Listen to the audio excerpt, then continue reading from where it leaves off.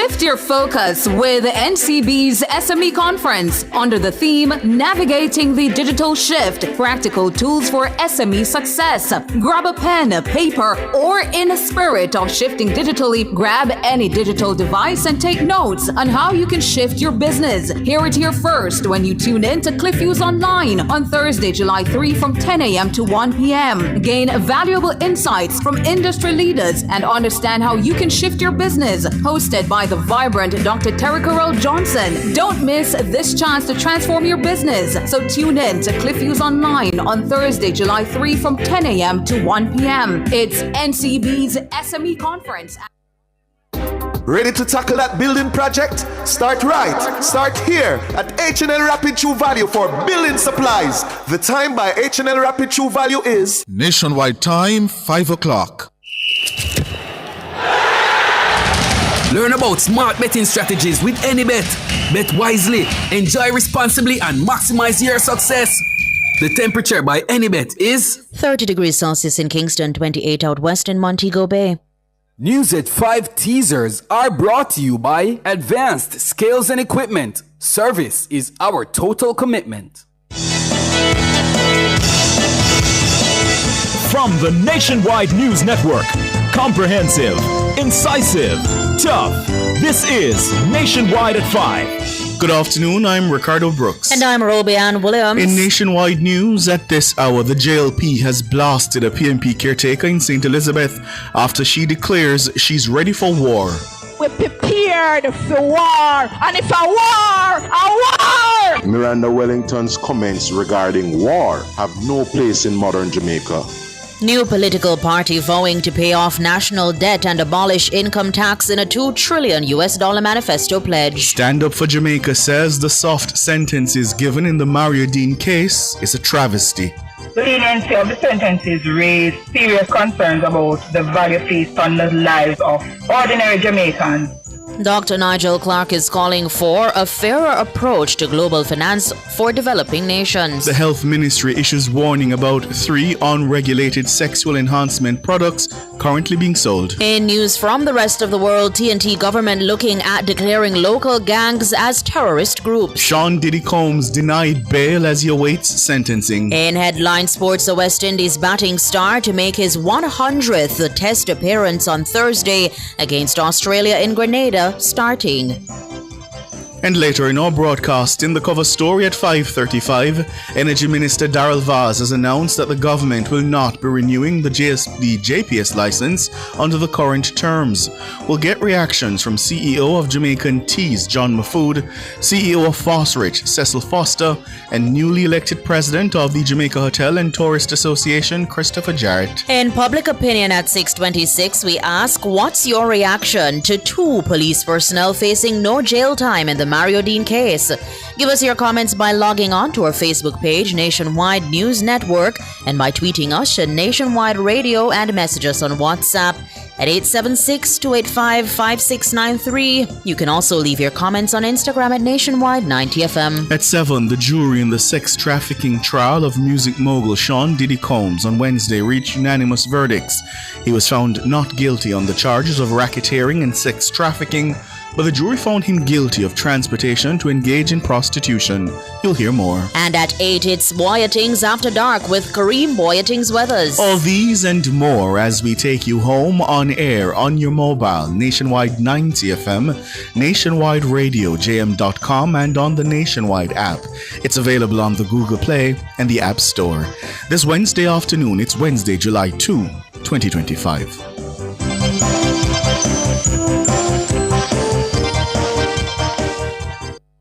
News at 5 teasers were brought to you by Advanced Scales and Equipment. Service is our total commitment. If it's news, it's got to be Nationwide 90 FM.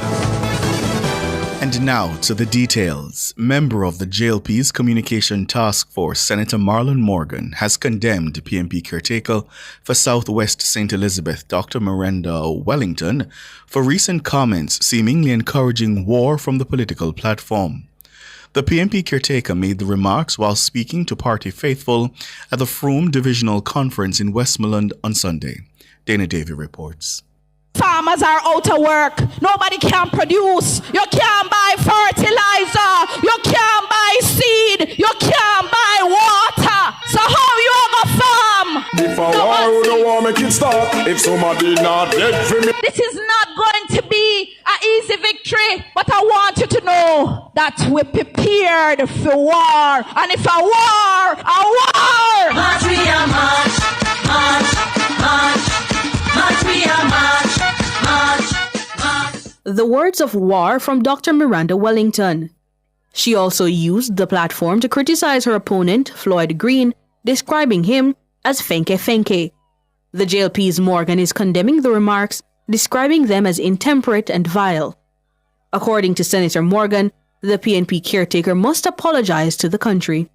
Amid a history of political violence, Jamaica has invested heavily over the years in building an electoral system that is now the envy of many around the world, and we have come too far in terms of our political maturity to return to the days of vulgar, vile, and reckless utterances from the political platform. Such utterances can only serve to incite violence and politically motivated hostility. Miranda Wellington's comments regarding war have no place in modern Jamaica and must be called out and condemned by all well-thinking Jamaicans. Enough is enough. Miranda Wellington owes her political opponent Floyd Green and the country as a whole a sincere apology. Senator Morgan also called on opposition leader Mark Golding to rein in his candidates on the campaign trail.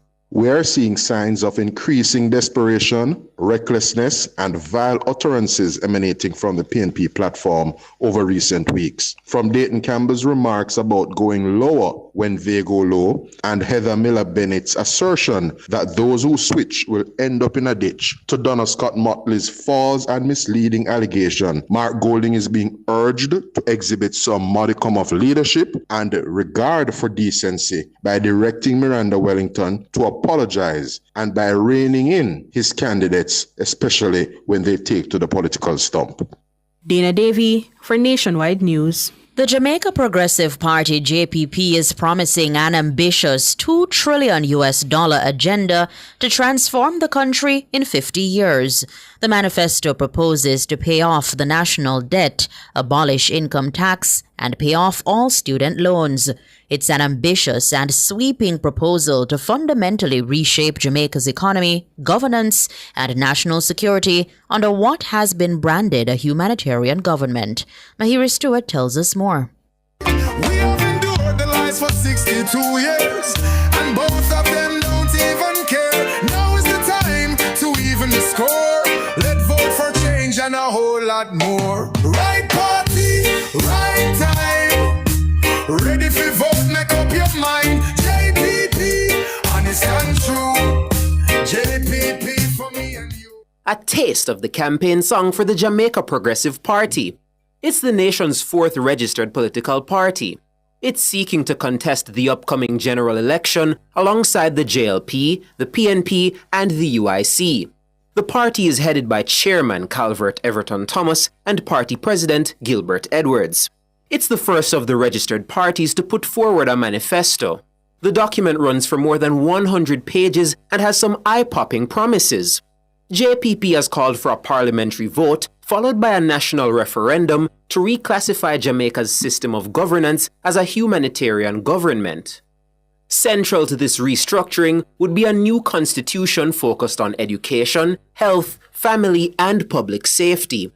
At the core of the JPP's plan is a massive $2 trillion transformation agenda backed by what the party says is secured long-term financing and a $60 billion reserve fund over the next 50 years. For its first 365 days and beyond, JPP outlines a vision to break from the past and liberate Jamaica from foreign debt and dependency. Among the party's headline promises is the complete payoff of Jamaica's national debt. It's also promising sweeping financial reforms, including forgiveness of all student loan debt. The party also pledges to forgive NHT loans and refund contributions for qualifying individuals earning under $500,000 monthly. The tax system would also undergo a radical overhaul under the JPP. It says it will eliminate income tax and slash GCT from 15% to 10%. It's also proposing a 1% water tax on personal and corporate income, which would replace monthly water bills, with JPP describing water as a basic human right.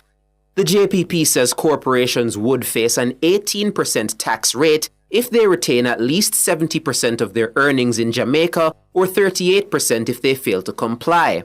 The new tax regime also includes a 5% education tax to fund universal access to education and a 5% healthcare tax to finance a free national healthcare system.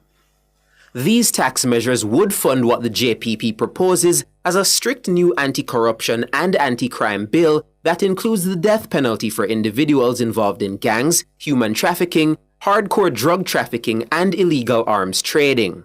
No third party has been elected to the Jamaican Parliament since independence.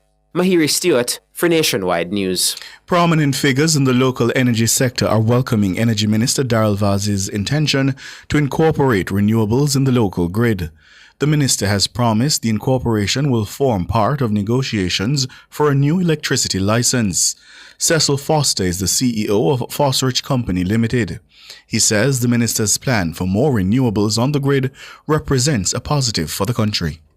It's a no-brainer when you look at what has happened to solar energy in specific term over the last 3 years and the prices and the technology. It is a no-brainer that right now solar energy as a renewable energy source is the cheapest and most affordable of the energy sources out there. So if the minister is touting and moving toward more renewable energies like solar, it is a giant step in the right direction. Cecil Foster. Minister Vaz announced on Tuesday that the government will not be renewing the JPS license under the current terms. The license is set to expire on July 8, 2027. He labelled it as deeply flawed, noting that it does not allow the government to incorporate renewable energy into the national grid at a level that would satisfy it. Gary Barrow is the CEO of Wigton Energy, a company that specializes in both wind and solar power provisions. He says he backs any initiative that results in cleaner energy for Jamaicans at a reduced cost. So I believe the license review and indeed a review of the entire regulatory framework is in order. Any review, I believe, should involve all the stakeholders, including our customers, residential and business investors, our independent power providers, the grid operator, and regulatory bodies.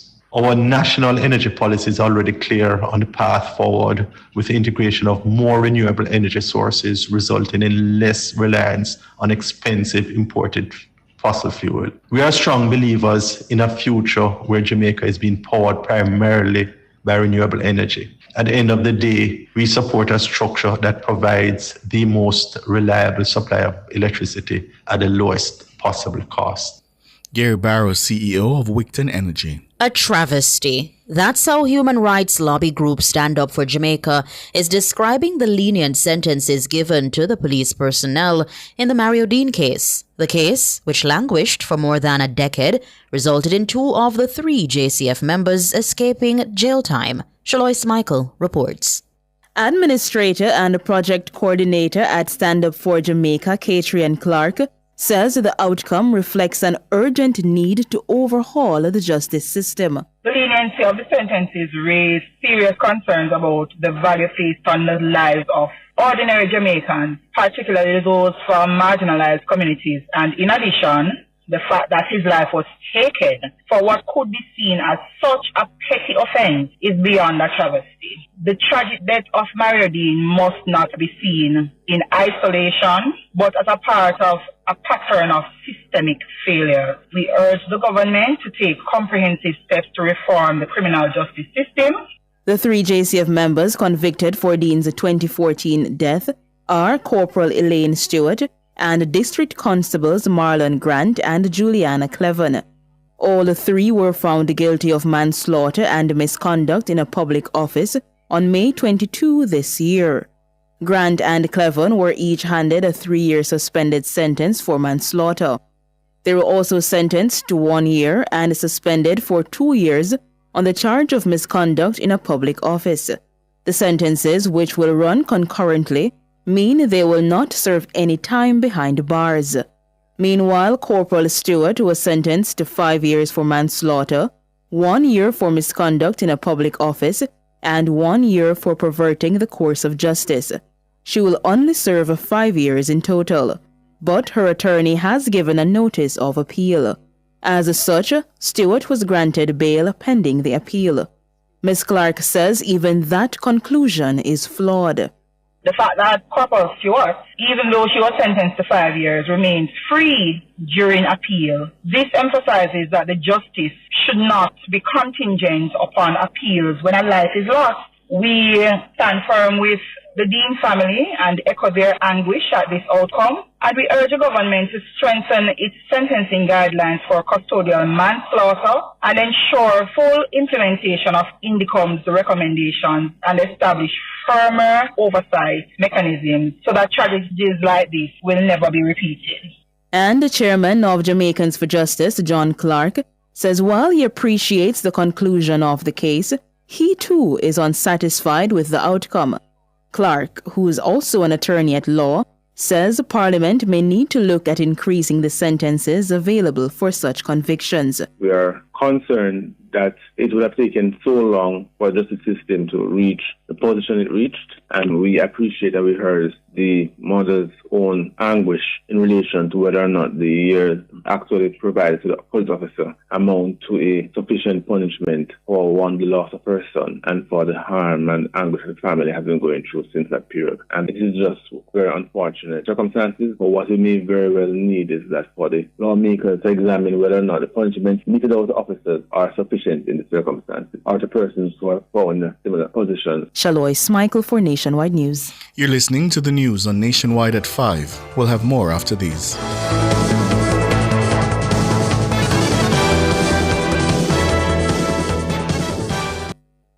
It's IQ Optical's sizzling summer sale. For this month only, get 50% off lenses when you purchase a frame. Kids get free lenses with a purchase of a frame. Make the intelligent choice with IQ Optical. Conditions apply. The time by IQ Optical is...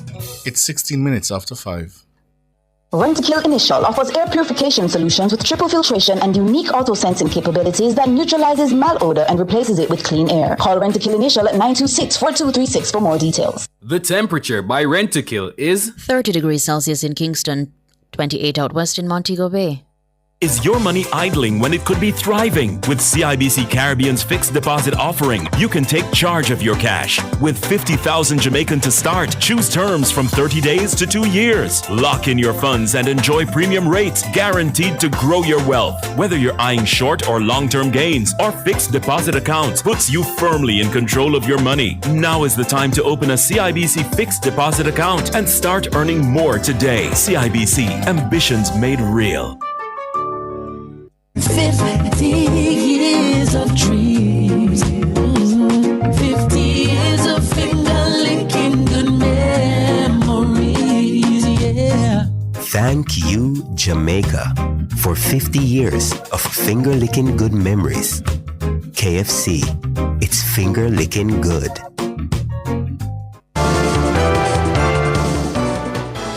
Continuing the news.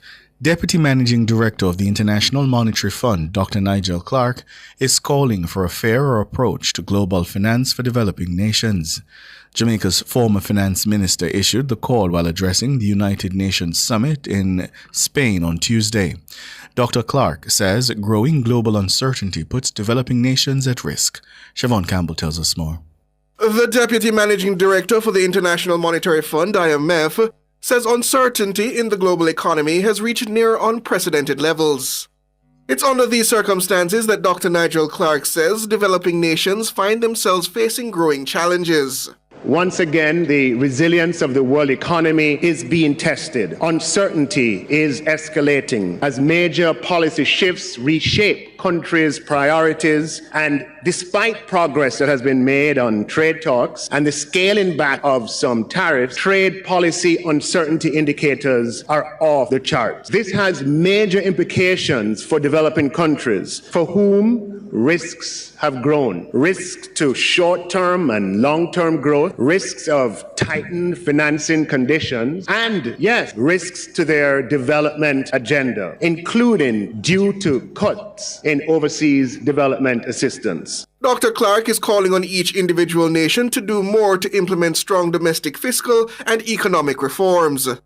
However, he also argues that the world's global financial partners must do more to assist developing nations. At the international level, ensure that support is coordinated and tailored. Development partners must help with policy advice, capacity building, and financial support. And to be effective, assistance should be tailored to countries' individual circumstances and challenges. Indeed, while developing economies have many characteristics in common, there are key differences in their economic conditions. Dr. Clark believes that part of this assistance must take the form of concessionary financing and debt relief.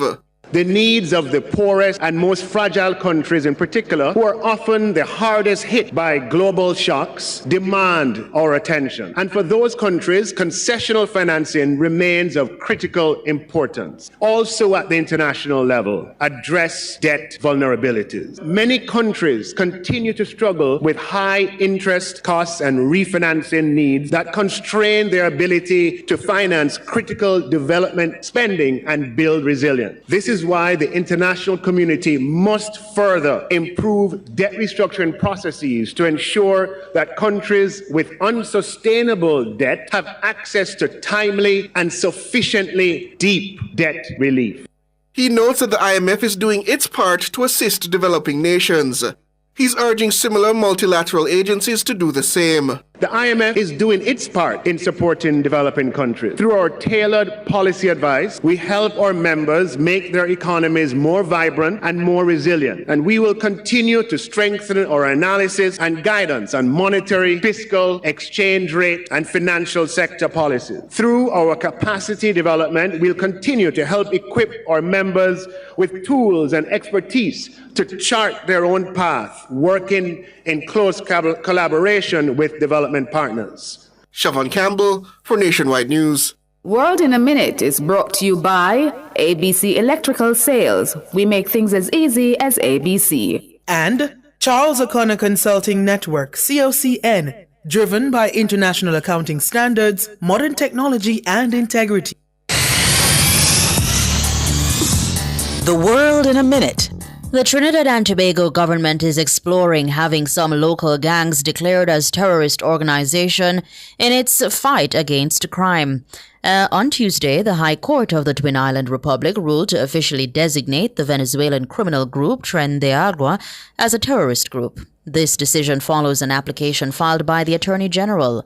The court's order officially prohibits all persons and entities in Trinidad and Tobago from engaging in any dealings with Tren de Agua. It also mandates the freezing of all property owned or controlled, whether directly or indirectly, by the group. This includes assets derived from its financial resources or other forms of support. In addition, the provision of any form of financial services, material assistance, or other related support to the gang now constitutes a criminal offense under the Anti-Terrorism Act. Hip-hop mogul Sean Diddy Combs has been denied bail as he awaits sentencing. The decision was handed down by the presiding judge this afternoon. According to the judge, Combs has demonstrated a disregard for the rule of law and a propensity to violence. It means the rapper will remain in custody while he awaits sentencing on 2 convictions. This morning, Combs was found guilty of 2 counts of transportation to engage in prostitution. He was acquitted of the most serious charges: racketeering, conspiracy, and sex trafficking. Combs is facing up to 20 years in prison, as the maximum sentence for each of the transportation counts is 10 years. The judge has proposed a sentencing date of October 3, but says he's willing to move up the date at the defense's request. World in a Minute was brought to you by ABC Electrical Sales. We make things as easy as ABC. And Charles O'Connor Consulting Network, COCN, driven by international accounting standards, modern technology, and integrity.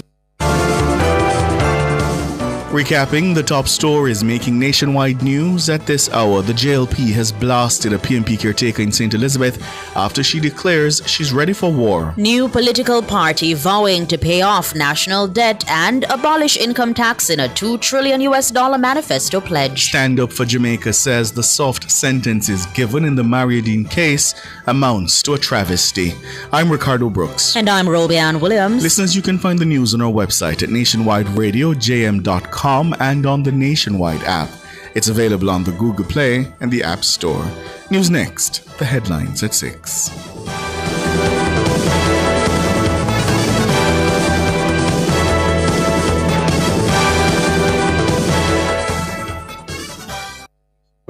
Residents of Portmore, you spoke and we listened. JPS is returning to the Sunshine City. Starting July 2025, you'll be able to visit the My JPS Care Hub inside Fontana Portmore. Get answers to queries related to billing, payment, prepaid electricity, service requests, and more. Our agents will be on the ground to ensure you are in and out in no time. Look out for the My JPS Care Hub in Fontana Portmore, coming this July. JPS, powering what matters.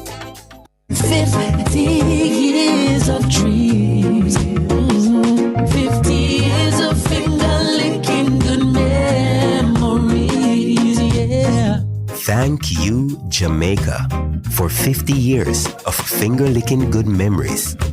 KFC, it's finger-licking good. Nago Head St. Catherine, Greenleaf Medical and Diagnostics has opened its door at 55 Newland Road to assist you with all your medical needs. Visit and get the services of a general practitioner, pediatrician, gynecologist, and surgeon. They also do all tests: ultrasound, pap smear, ECG, and diagnostic testing. Open Mondays to Saturdays, 8 a.m. to 8 p.m. Telephone 876-740-1224. Greenleaf Medical and Diagnostics, your medical partner in Nago Head. Sports at 5 is brought to you by Total Tools. Total Tools, every tool, every trade.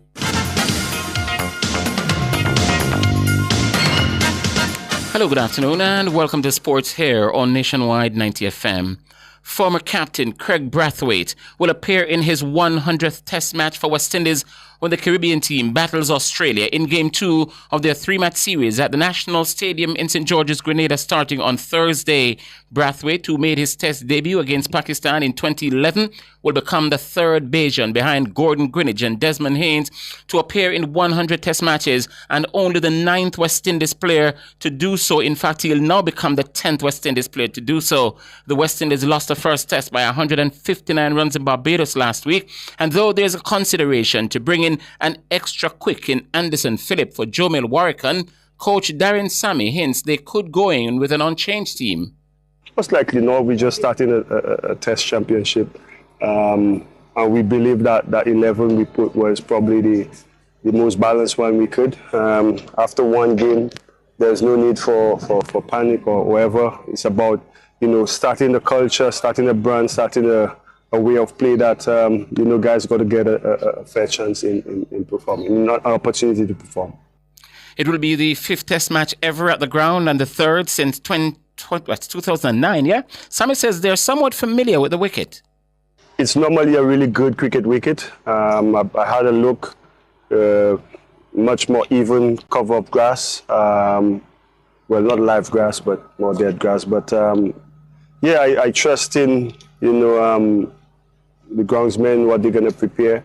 At the end of the day, you could have a grassy top, a flat deck. You still got to come out and execute. And that's what I'll challenge my men to do on both sides of the game, batting and bowling. West Indies coach Darren Sammy. Australia will be bolstered by the return of their star man Steve Smith, who missed the Kensington Oval Test with a finger injury, and he comes in for Josh Inglis. The game is set to bowl off at 9 a.m. Jamaica time.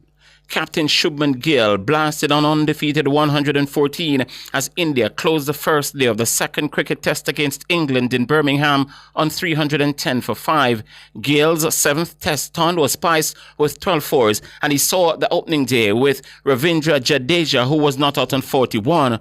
Opener Yashasvi Jaiswal laid the early foundation for India's first day total with a patient 87 including 13 fours. Karun Nairn weighed in with 31 as Chris Wokes ended with 2 for 59. England, they lead the series 1-0. And Sri Lanka beat Bangladesh by 77 runs on Wednesday in Colombo to take a 1-0 lead in their 3-match one-day international series. The hosts posted 244 all-out with 4 balls remaining as captain Sharita Asalanka top scored with 106 of 123 balls with 4 sixes and 6 fours.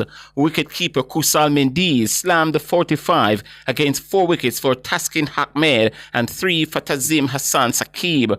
Bangladesh were then dismissed for 167 in 36 overs. There were half centuries for Hassan 67 and Jakar Ali 51. Wanindu Hasaranga claimed 4 for 10 and Kimindu Mendiz 3 for 19. Veteran football coach and technical director of Harbourview FC, Ludlow Bernard, believes Jamaica's Reggae Boys still have a decent shot at qualifying for the 2026 FIFA World Cup despite their recent poor performance at the CONCACAF Gold Cup tournament. The team failed to get out of the group stage for the first time since 2009 after losing to Guatemala and Panama to finish third in the group just ahead of Guadeloupe. Jamaica's chances are still very good at going to the World Cup. However, we certainly cannot take very lightly the opposition. The World Cup qualifying campaign resumes in September with Jamaica drawn in Group B alongside Curacao, Trinidad and Tobago and Bermuda. They open the final round on September 10 away to TNT. Of the 3, Bernard suggests that Curacao could be tricky. As a matter of fact, the fixtures is very interested and could very well determine our performance in this program. So right now we have 3 away games in the first instance. So we have to clear those hurdles. That would probably make it a little bit more difficult for us.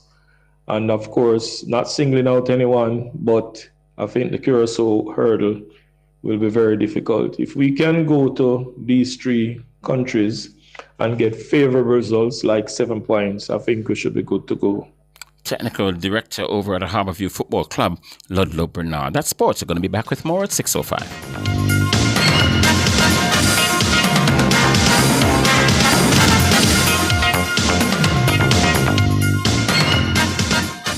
Sports at 5 was brought to you by Total Tools. Total Tools, every tool, every trade.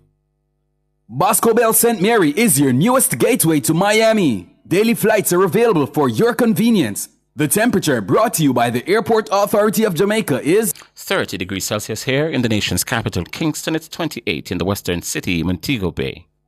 50 years of dreams. 50 years of finger-licking good memories, yeah. Thank you, Jamaica, for 50 years of finger-licking good memories.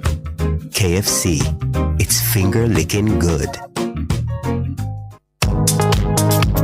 Attention registered voters! Remember to collect your renewed voter ID card before the upcoming general election. If you registered to vote in 2016 or after and did not get your new ID card, it may have been automatically renewed. Simply visit your EOJ constituency office to collect your voter ID card. Contact the Electoral Office of Jamaica at 888-991-VOTE or 922-0425-9 for more information. Stay cool and save energy with the perfect ceiling fan for every room at prices you'll love. At Active Home Center, we've got fans to fit every space and every budget. From affordable options to premium designs with energy-efficient DC motors. Whether it's your bedroom, living room, or patio, there's a fan for every corner of your home. Hurry in for deep discounts on select fans while stocks last. Shop fans at Active Home Center in Kingston and Montego Bay. Active Home Center, more savings, more choices.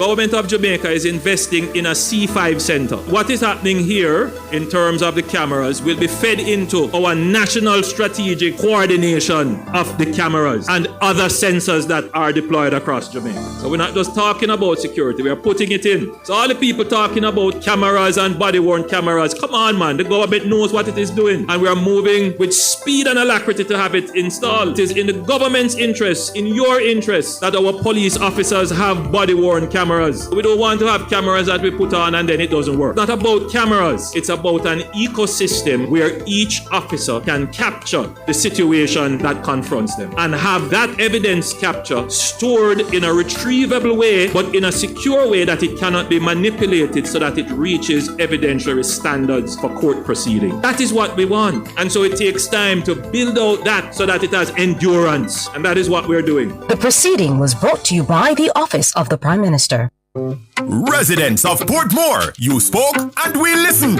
JPS is returning to the Sunshine City. Starting July 2025, you'll be able to visit the My JPS Care Hub inside Fontana Portmore. Get answers to queries related to billing, payment, prepaid electricity, service requests, and more. Our agents will be on the ground to ensure you are in and out in no time. Look out for the My JPS Care Hub in Fontana Portmore, coming this July. JPS, powering what matters. 50 years of dreams, 50 years of finger-licking good memories, yeah. Thank you, Jamaica, for 50 years of finger-licking good memories. KFC, it's finger-licking good. Cover Story is brought to you by Hyundai. Modern, premium, affordable vehicles. Experience the joy of buying a brand new Hyundai without breaking the bank. Yes, buying a brand new car should never leave you broke. From stylish designs and safety features to comfortable driving and reliability, Hyundai is the choice. Hyundai vehicles come standard with 2 years free service and 5 years warranty and roadside assistance for your peace of mind. Drive 2 years without service cost and 5 years without fear of being stranded. Hyundai. Conditions apply.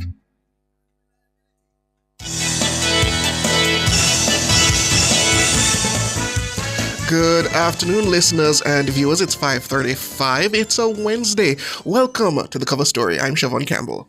And my name is Sanjay Lewis. How are you, Siobhan? Doing quite well, Sanjay. Wonderful. So our focus today is on the government's announcement about the JPS not renewing their license.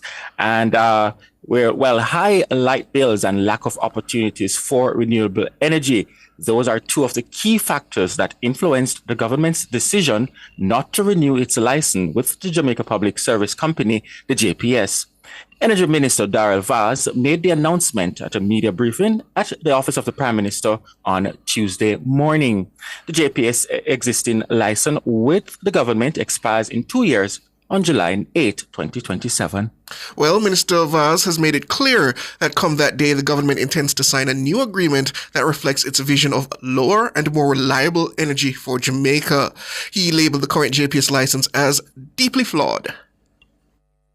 I think we can all agree that the people of Jamaica have not been served well by the existing electricity supply arrangements. The terms and conditions under the current license has yielded electricity prices which are amongst the highest in the region. The arrangements in relation to the license is deeply flawed and in need of significant reform. The current juncture represents the first opportunity presented to the current administration of Prime Minister Honus to secure terms which better serve the people of Jamaica. We take this duty seriously. That's Energy Minister Darrell Vaz. He says the license does not allow the government to incorporate renewable energy into the national grid at a level that would satisfy it. Well, in the meantime, the local business lobby is calling on the government to ensure certain steps are taken during negotiations for a new electricity license. Okay, well, joining us to discuss further, we have CEO of Jamaican Teas, that's John Mahfood, CEO of Fosrich Company Limited, Cecil Foster, and we hope to be joined a little bit later by President of the Jamaica Hotel and Tourist Association, Christopher Jarrett. But we start with the two gentlemen in front of us. Good afternoon, gentlemen. Good afternoon. Good afternoon. Thanks for having me. Hi, John.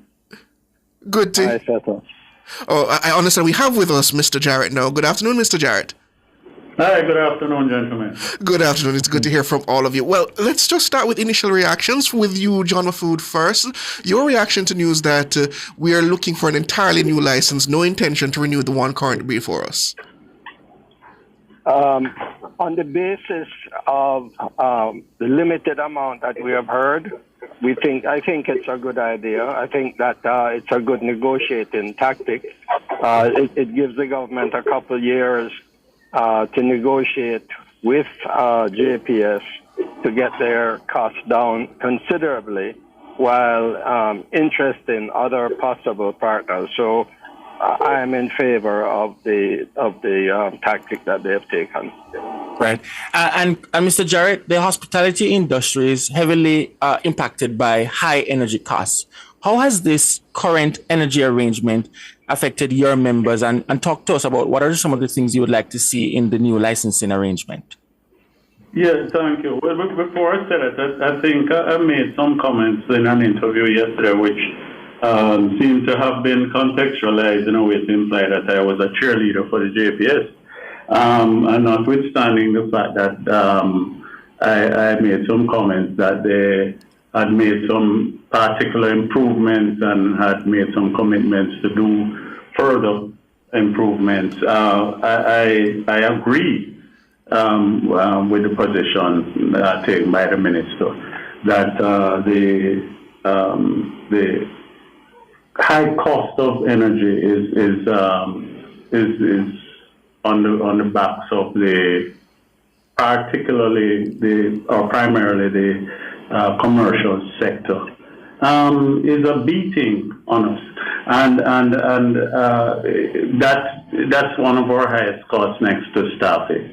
So if we were able to get that under control, as I said, I think quotes, if we're able to get it down to some manageable levels, then we don't have to contend with the challenge of the operations costs running away from you. So the GHTA has always engaged JPS in the past, and I think we have a cordial relationship. At some point early on, JPS had initiated a program where they were financing solar systems, and I don't know what happened to that. That's an interesting point that I'd like to discuss or have a discourse about with JPS. But yes, we recognize that it's a game change, and we think it's a useful change. We think that the attention to the renewables is important, and that is an avenue that we're prepared to look at. And speaking of renewables, Cecil Foster over at Fosterich, that is a part of your business model. How would this new, or better yet, how would a new arrangement which better incorporates renewables impact your business? There is no doubt that Jamaica has an energy cost problem. Whatever the inputs are that cause this to be a problem, it is so. It is a problem from the point of view where you are competing with global companies, global partners, and they have a long head start. For instance, even the Caribbean here, they have a long head start. We know, there are certain things that we know. We know, one, that the energy cost to the entire Jamaica is too high. We know that it prevents us from competing. We know that there are hindrances. But what we need to do is to make a decision as to what we want to be as an energy-driven company going forward. And that is where the problem is. We don't have an energy problem because the sun shines every day. We can buy fossil fuel even though it's expensive. We can do wind plant. We can do hydro plant. What we do have in Jamaica is what I would regard as an energy decision-making problem. And with the minister saying that he is focusing on more renewable energy, it's a good thing for Jamaica, it's a good thing for individuals, it's a good thing for Fosterich. because we're not only doing this for ourselves, we are doing it to help the environment, and we are doing it to also make affordable energy reach to the people of the country. And so JPS has been a very good company, and it's a situation where management from all levels need to sit down and work out how we're going to achieve the goals that we have set out for ourselves. And renewable energy input into this is a very, very important part, and we are happy for that at Foswich. Well, we're up on a break, gentlemen. When we come back, I really want to get into what we would like to see in terms of some of the new arrangements and new potential clauses of a potentially new deal with the JPS.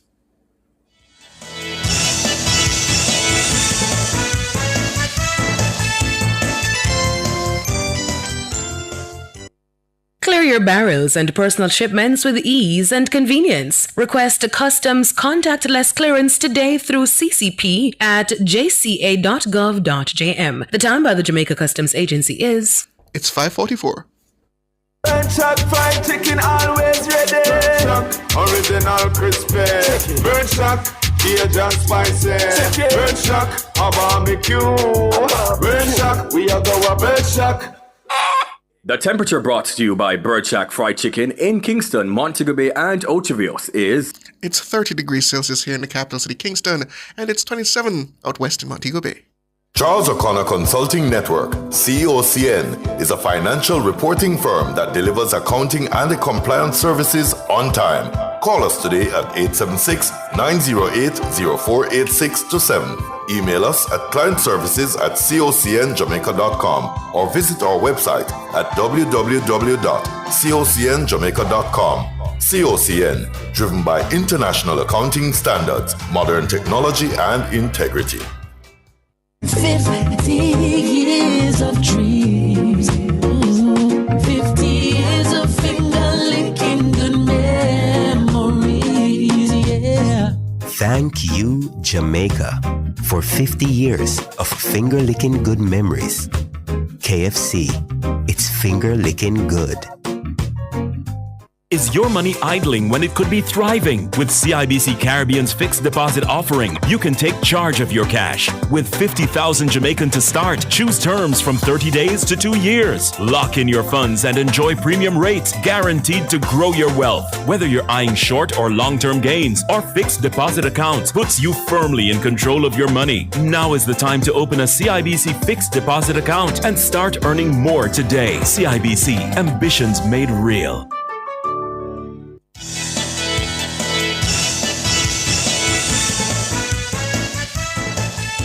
Welcome back to the cover story, and we are discussing the government's announcement that they will not renew the current license with the JPS. And we have with us the CEO of Jamaican Teas, John Mahfood, and the CEO of Fosrich, that's Cecil Foster, and the president of the GHTA, Christopher Jarrett.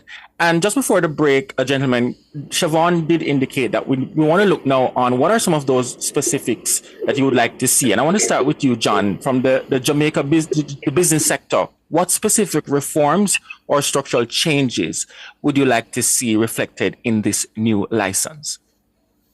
So the cost of our electricity is about 30 cents per kilowatt hour.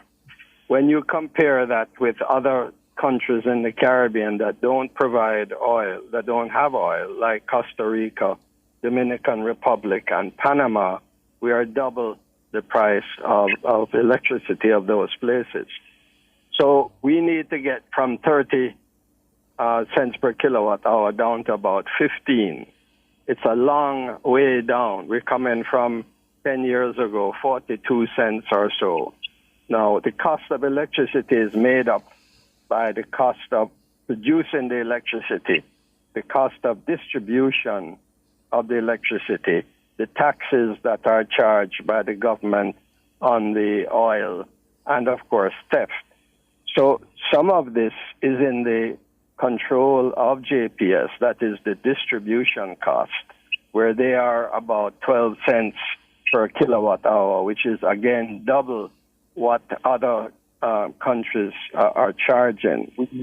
So we have to get the cost of distribution from JPS down from 12, 13 cents a kilowatt hour down to 6. We have to get the cost of theft down. That is 20% of the cost of our electricity. That is not entirely in the hands of JPS. That is partly in the hands of the government and partly in the hands of JPS. And whoever comes in, whether it is JPS or another provider, they're going to want the government to be involved in reducing theft. And they will also, because JPS is not the only provider of the generating electricity, they are dependent on other people producing electricity. Those costs have to come down as well. And that's not necessarily just in the control of JPS. So the government is going to have to partner with whoever they are talking to, whether it is JPS or anybody else. And the government is going to have to play a big part in assisting in getting that cost down from 30 cents down to 15 cents. Interesting. And Christopher Jarrett, your industry, that is the hotel and tourism, has very specific needs. How would you better put those forward in terms of a new deal with the Jamaica Public Service Company, or just with any company for that matter, if the government chooses to go another route in terms of its electricity generation? Well, much of the points, many of the points that I was about to make in response, I would make in response to your question was made by Mr. Mahfoud just now, that I think we have to focus on streamlining distribution, making distribution more efficient. And I recall the last president, Kelly Tomlin, was around. She had made a presentation that spoke to seeking to control the theft, the non-technical loss that they call theft. And she said in that presentation at that time that it costs JPS more to try to control those losses than to account for them as a cost of doing business. So, I mean, that tells you a grave challenge that the company faces. So, I mean, I might be chided for trying to temper the argument to keep it a bit balanced. But in fairness, I think we ought to look at that particular issue and how it's affecting the cost of electricity. I mean, that's for the government and JPS. I mean, government as shareholders and JPS as a company to sit down and look at how it is that we can get that under control. But the sector, the hotel and tourism attractions and allies and so on, are very concerned. We would want to see, as I think the argument is being posited here, to look at some concessions for renewables. In fact, I spoke recently today with DBJ in an effort to determine from them whether they are suited to assist in that space, and they are funny enough right now looking at financing packages that will facilitate loans for renewables. So I think that's the direction that we need to be going in, and that is a major effect on the tourism sector, as you heard me talk about earlier. Yeah, and Cecil Foster, one of the many discussions that individuals have had is about JPS having that exclusive control over the transmission and the distribution. And some have called for independent power providers to be able to have that access or more open access to the grid. Your take on that? I think that's one of the points that the JMEA has been looking at carefully. There could be a separation of the operations and distribution. So, or the production of the energy and the distribution, and that would possibly help to reduce cost because you have competition in the market. And also, it is very important for going forward for the policy to allow for microgrid. It means, therefore, that you might have a housing development or you have your manufacturing plant, and you can build a small 2 or 5 megawatt plant to supply your needs if you think you can manage the management of it and also maintain the structure of the plant that you're going to be building. And so those are some of the things. And look at how you're going to deal with the integration of these plants that are privately owned plants into the distribution system, and try and also create an environment where the grid itself can become more efficient.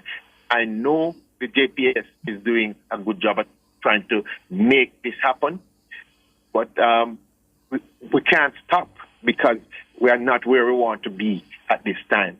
So implementing a system of manufacturing or producing the energy and distribution of the energy, include microgrid in whatever you're going to be doing, and make sure also that the mix, because renewable energy is not going to be the sole savior.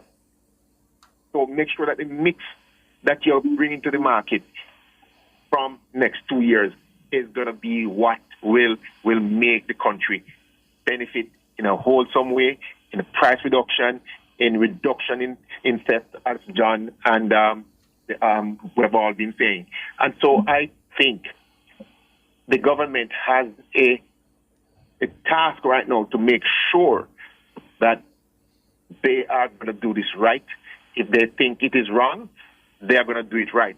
And as I said earlier on, the problem is not the sources or so on. It is the decision-making that is causing. Because when we have a situation where you have sent out for requests for proposal, and it takes 2-3 years to come to the market and to be awarded, that's a problem of management. So we have to understand that we are managing the problem and making the problem become a bigger problem, and change that game as we move forward into this new dispensation. And John Mahfood, although I don't suppose it is the most viable outcome, what if the government itself, at the end of this 2-year period, has no deal in hand with JPS and decides to essentially take back control of the Light and Power Company? Do you see that as a feasibility? No, I think that, the history is Jamaica, the government did a really poor job in running JPS when they owned it. In fact, the government, and it's not just the Jamaican government. No government does a good job of running businesses, and we have seen it. We see it with NWC, we see it with JPS, and we see it with the bus company. I would certainly never want to see the government go back into running JPS. They will have to find a solution, and I just want to say that, Jamaica has some positives in terms of attracting foreign investors. We're very close to the U.S. It's only $1,000 of freight to Florida. We're in a transition shipment point, so it's easy for ships to come to Jamaica and go on to the U.S. We have SEZ, but in the last 10 years, no government has been able to attract a foreign investor, a serious foreign investor into the manufacturing sector in Jamaica. And if we are to grow the Jamaican economy, it has to be not just on tourism, which only brings in $4 billion US a year, it has to be on a mix of businesses. It has to be on manufacturing. It has to be services. It has to be tourism. And if we are stopping investors from coming because our electricity cost is too high, it shows you how important electricity cost is. If it were reduced to 15 cents a kilowatt hour from what it is now, and we had a chance of bringing foreign investors into manufacturing, we would have a chance of growing the economy, which has not grown. And that's how important this thing is. Yeah, go ahead. You wanted to come in, GHTA President? Yeah, no, I was saying earlier, well, I just want to correct for John to recognize that the tourism sector is accounts for 1/3 of the GDP. So it's very significant. But notwithstanding, I wanted to just say that we had asked a question earlier as to what it is that we might want to look at changing from the GHTA perspective. And some of the things were already discussed by Minister, time of use tariffs and wheeling and these kinds of things. But one of the issues that was brought to the fore by one of our members is why is it that the commercial, I know this is not a roundtable talk, but why should the commercial businesses pay more with respect to the rate structure? So those are some of the things that we would want to see discussed, although I don't have not au fait with the details of the structure of the agreement as it stands now. But those are some things that are, I want to say, contentious. Mm-hmm. And if we could get those ironed out, I think we might be on our way to a better space. All right, we have to leave it there, gentlemen. We have with us the president of the GHTA, Christopher Jarrett. We also had CEO of Foxrich, that's Cecil Foster, and CEO of Jamaican Teas, John Mahfood. Thank you as always, gentlemen. You're welcome, sir. Thanks for having me. The headlines are next, listeners.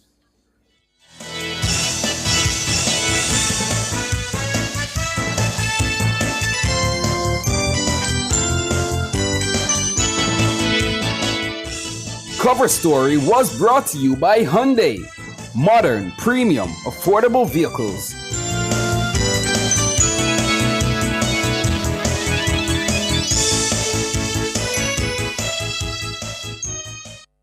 The time brought to you by Guardian Life. Live secure, live easy is 6:01.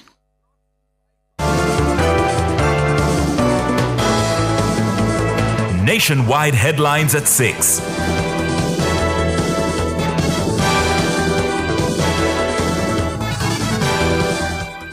Good evening with the headlines at 6. I'm Shalois Michael. Member of the JLP's Communication Task Force, Senator Marlon Morgan, has condemned PNP caretaker for Southwest St. Elizabeth, Dr. Miranda Wellington, for recent comments seemingly encouraging war from the political platform. She made the remarks at a divisional conference in Westmoreland on Sunday. Farmers are out of work. Nobody can produce. You can't buy fertilizer. You can't buy seed. You can't buy water. So how you gonna farm? If I war, don't want make it stop. If somebody not dead for me. This is not going to be an easy victory, but I want you to know that we're prepared for war. And if a war, a war! March, we are march, march, march, march, we are march. Dr. Miranda Wellington, PNP caretaker for Southwest St. Elizabeth. According to Senator Morgan, the PNP caretaker must apologize to the country. Amid a history of political violence, Jamaica has invested heavily over the years in building an electoral system that is now the envy of many around the world, and we have come too far in terms of our political maturity to return to the days of vulgar, vile, and reckless utterances from the political platform. Such utterances can only serve to incite violence and politically motivated hostility. Miranda Wellington's comments regarding war have no place in modern Jamaica, Jamaica and must be called out and condemned by all well-thinking Jamaicans. Enough is enough. Miranda Wellington owes her political opponent Floyd Green and the country as a whole a sincere apology. Senator Marlon Morgan, member of the JLP's Communication Task Force. The Accountant General's Department, AGD, says a technical error caused some pensioners not to be paid for the June period. In a statement on Wednesday, the AGD sought to assure pensioners and the public that payments for the June 2025 pay cycle were successful and timely. It says payments were disbursed to over 34,000 pensioners on June 25. However, it says that its life certificates for approximately 84 pensioners were not automatically uploaded due to a technical processing error. It says to address this, the processing of advanced payments commenced on Monday, June 30, with a completion pay date of this Friday, July 4. Deputy Managing Director of the International Monetary Fund, Dr. Nigel Clark, is calling for a fairer approach to global finance for developing nations. Once again, the resilience of the world economy is being tested. Uncertainty is escalating as major policy shifts reshape countries' priorities. And despite progress that has been made on trade talks and the scaling back of some tariffs, trade policy uncertainty indicators are off the charts. This has major implications for developing countries for whom risks have grown. Risks to short-term and long-term growth, risks of tightened financing conditions, and yes, risks to their development agenda, including due to cuts in overseas development assistance. Dr. Clark is calling on each individual nation to do more to implement strong domestic fiscal and economic reforms. However, he also argues that the world's global financial partners must do more to assist developing nations. At the international level, ensure that support is coordinated and tailored. Development partners must help with policy advice, capacity building, and financial support. And to be effective, assistance should be tailored to countries' individual circumstances and challenges. Indeed, while developing economies have many characteristics in common, there are key differences in their economic conditions. Dr. Nigel Clark, Deputy Managing Director of the IMF. A travesty. That's how human rights lobby group Stand Up for Jamaica is describing the lenient sentences given to the police personnel in the Maria Dean case. Administrator and project coordinator at Stand Up for Jamaica, Catrian Clark, says the outcome reflects an urgent need to overhaul the justice system.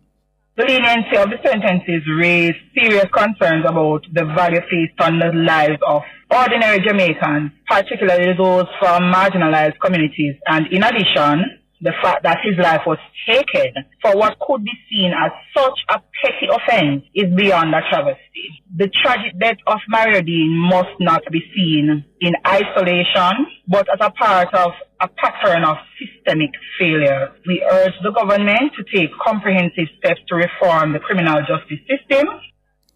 Catrian Clark, administrator and project coordinator at Stand Up for Jamaica. The case, which languished for more than a decade, resulted in 2 of the 3 JCF members escaping jail time. Chairman of Jamaicans for Justice, John Clark, says while he appreciates the conclusion of the case, he too is unsatisfied with the outcome. We are concerned that it would have taken so long for the justice system to reach the position it reached, and we appreciate that we heard the mother's own anguish in relation to whether or not the years actually provided to the police officer amount to a sufficient punishment for, one, the loss of her son, and for the harm and anguish the family has been going through since that period. And it is just very unfortunate circumstances, but what we may very well need is that for the lawmakers to examine whether or not the punishments meted out to officers are sufficient in the circumstances, or to persons who are found in a similar position. John Clark, chairman of JFJ. The Ministry of Health and Wellness is warning Jamaicans not to purchase or use 3 unregulated sexual enhancement products currently being sold online and through informal vendors across the island. The products are Black Bull Extreme, Erectamax, and Royal Honey. Dr. Sean Moncrief is the Chief Technical Director of the Standards and Regulation Division in the ministry. The products Black Bull Extreme, Erectimac, and Royal Honey, which contain undeclared pharmaceutical ingredients, are primarily sold online and through informal vendors. This advice follows alerts issued by the United States Food and Drug Administration, which confirmed through laboratory analysis that the products contained undeclared pharmaceutical ingredients. These undeclared ingredients may cause harmful health effects, especially in individuals with underlying medical conditions or those taking prescription medications. Dr. Sean Moncrief, Chief Technical Director of the Standards and Regulation Division. According to the ministry, laboratory analysis conducted by the U.S. Food and Drug Administration, the FDA, have revealed that these products are being falsely marketed as a natural supplement. It says Black Bull Extreme in particular is promoted as a dietary supplement despite containing hidden drug components. The ministry is strongly advising the public to obtain health products from only licensed and authorized distributors. Those were the headlines at 6. I'm Shalois Michael. Sports is next.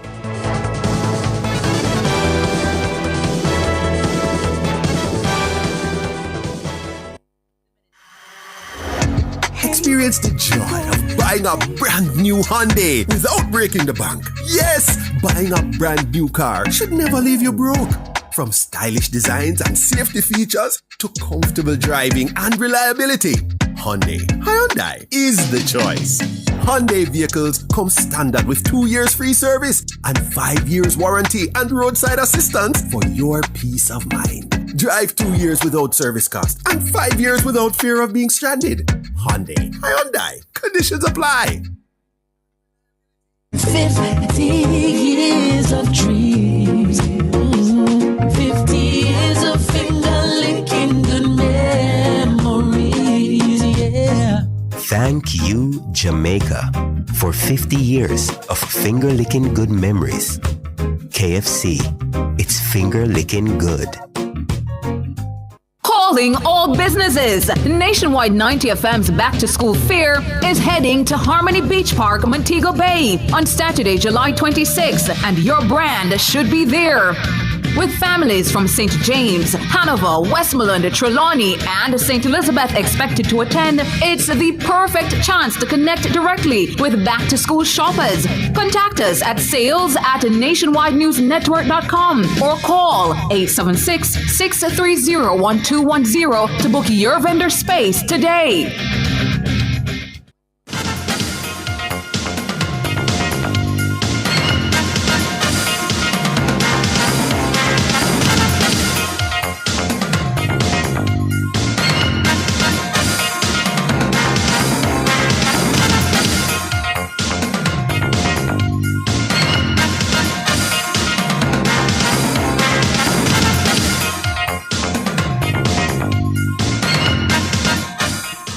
Hello, good evening, and welcome to Sports here on Nationwide 90 FM.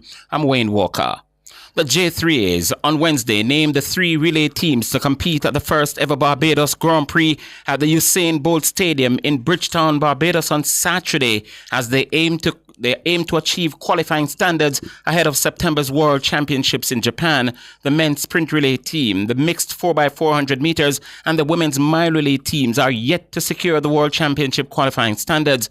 Only 2 of those teams will be chasing qualifying times in Barbados this weekend. The team of Renisha McGregor, Shanna K. Anderson, Jeremy Bembridge, and Boville McPherson will run in the mixed 4x400 meters. Kadrian Golson, Adrian Carr, Bawaji Nkrumah, and O'Dane McPherson will seek the men's 4x100 meters qualifying time. The third team, Janelle Smith, Serena Cole, Crystal Slowly, and Jodine Williams will run in the women's sprint relay team. That team will not be chasing a qualifying time because they've already qualified for the World Championship. Brian Smith is team manager, Paul Francis head coach, with Jermaine Johnson and Lamar Richards their assistant. Of course, the J3s have also identified July 9 at the London Diamond League and the Nakak Championship August 12th to 15 as possible meets as well, where they can aim to qualify the team. They must get the times before the August 24 cutoff date as stipulated by World Athletics. National 100 meters champion Kishane Thompson says he's eager to return to the Prefontaine Classic, the 9th stop in the Wonder Diamond League series. It is set for Saturday at Hayward Stadium, the University of Oregon. Thompson posted a world-leading 10.75 seconds to win the men's 100 meters at the National Championships in Kingston last Friday. He says this performance on the track speaks volumes. I work because I want to win. I want to achieve certain goals, all the accolades. So yeah, that's just me. I'm a very hungry person. I'm not really a media person, or I don't really say much, but I let my actions on the track do the talking. Thompson will go up against countryman Akeem Blake, Zarnil Hughes and Trayvon Bromell in a big men's 100 meters clash. Other Jamaicans down to compete include Tina Clayton, Megan Tapper, Kieran Nugent, Daniel Williams, Brian Lavelle, Rolford Mullings, Akeelia Smith and Dejanay Oakley. Jamaican-born Canadian sprinter Don Bailey supports the American Justin Gatlin's decision to come out of retirement at the age of 43. Gatlin, a four-time world champ, made the announcement on his podcast, Ready, Set, Go, earlier this month. Meanwhile, the 1996 Olympic 100 meters champion and former world record holder Bailey believes Gatlin is in good shape to beat the social media influencers who are making their challenges. Former captain Craig Brathwaite will appear in his 100th Test match for the West Indies when the Caribbean team battles Australia in Game 2 of their three-match series at the National Stadium in St. George's, Grenada, starting on Thursday. Brathwaite, who made his Test debut against Pakistan in 2011, will become the third Bajan behind Gordon Greenidge and Desmond Haynes to appear in 100 Test matches and only the 10th West Indies player to do so. The West Indies lost the first Test by 159 runs in Barbados last week, and though there's a consideration to bring in an extra quick in Anderson Phillip for Jomel Warrican, coach Darren Sammy hints they could still go with an unchanged 11. Most likely, no. We just started a Test championship, and we believe that 11 we put was probably the most balanced one we could. After one game, there's no need for panic or whatever. It's about starting the culture, starting a brand, starting a way of play that guys got to get a fair chance in performing, not an opportunity to perform. It will be the 5th Test match ever at the ground and the 3rd since 2009. Sammy says they're somewhat familiar with the wicket. It's normally a really good cricket wicket. I had a look, much more even cover of grass. Well, not live grass, but more dead grass. But I trust in the groundsmen, what they're going to prepare. At the end of the day, you could have a grassy top, a flat deck. You still got to come out and execute, and that's what I'll challenge my men to do on both sides of the game, batting and bowling. West Indies coach Darren Sammy, Australia will be bolstered by the return of their star man Steve Smith, who missed the Kensington Oval Test with a finger injury, and he comes in for Josh Inglis. The game is set to bowl off at 9 o'clock Jamaica time. And Captain Shubman Gill blasted an undefeated 114 as India closed the first day of the second cricket test against England in Birmingham on 310 for 5. Gill's 7th test on was spiced with 12 fours. He saw the opening day with Ravindra Jadeja, who was not out on 41. Opener Yashasvi Jaiswal laid the early foundation for India's first day total with a patient 87, including 13 fours. Naroon Nairn weighed in with 31 as Chris Wokes ended with 2 for 59. England, they lead the series 1-0. And Sri Lanka beat Bangladesh by 77 runs on Wednesday in Colombo to take a 1-0 lead in their 3-match one-day international series. The hosts posted 244 all-out with four balls to spare as captain Sharita Asalanka, he top scored with 106 of 123 balls. He blasted 6 fours and 4 6-6. Wicketkeeper Kusal Mendes slammed the 45 against 4 wickets for Taskin Ahmed and 3 for Tanzin Hassan Saqib. Bangladesh were then dismissed for 167 in 36 overs. There were half centuries for Hassan, 67, and Jeka Ali, 51. Wanindu Hasaranga claimed 4 for 10 and Kamindu Mendes, 3 for 19. veteran football coach and technical director of Harbourview, Ludlow Bernard, believes Jamaica's Reggae Boys are still in with a decent shot at qualifying for next year's FIFA World Cup despite their recent poor performance at the CONCACAF Gold Cup in the USA. The team failed to get out of the group stage for the first time since 2009. After losing to Guatemala and Panama, they finished third in the group, just ahead of Guadeloupe. Jamaica's chances are still very good at going to the World Cup.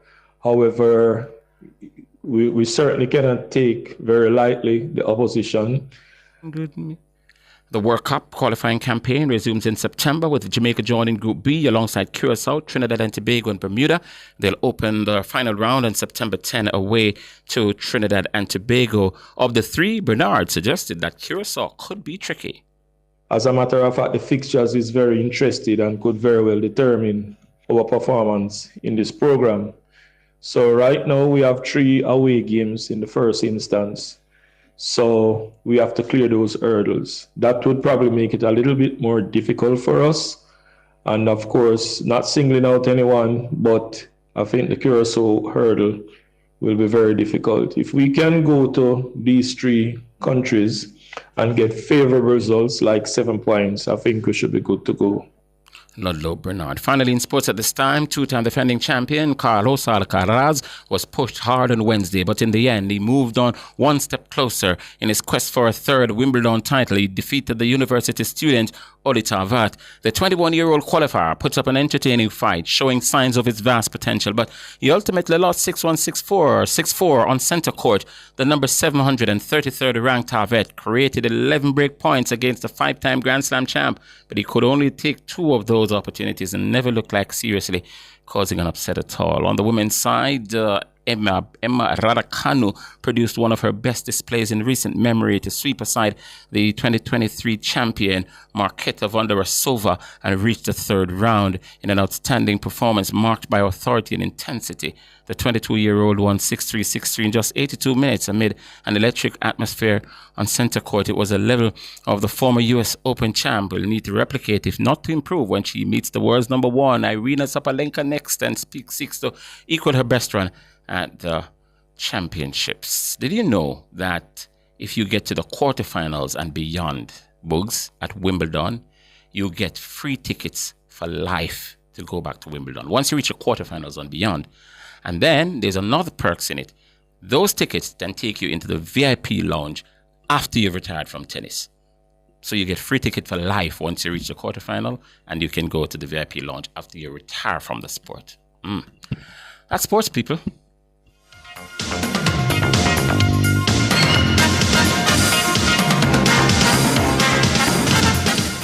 For all your scales and food processing equipment, call Advanced Scales and Equipment Limited at 876-968-9612-5. The time by Advanced Scales and Equipment Limited is 6:21.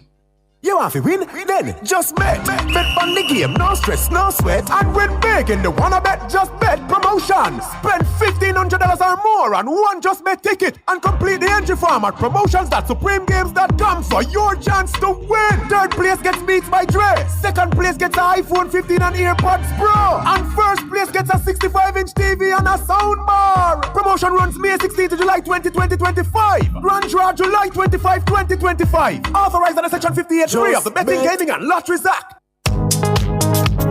Attention registered voters! Remember to collect your renewed voter ID card before the upcoming general election. If you registered to vote in 2016 or after and did not get your new ID card, it may have been automatically renewed. Simply visit your EOJ constituency office to collect your voter ID card. Contact the Electoral Office of Jamaica at 888-991-VOTE or 922-0425-9 for more information.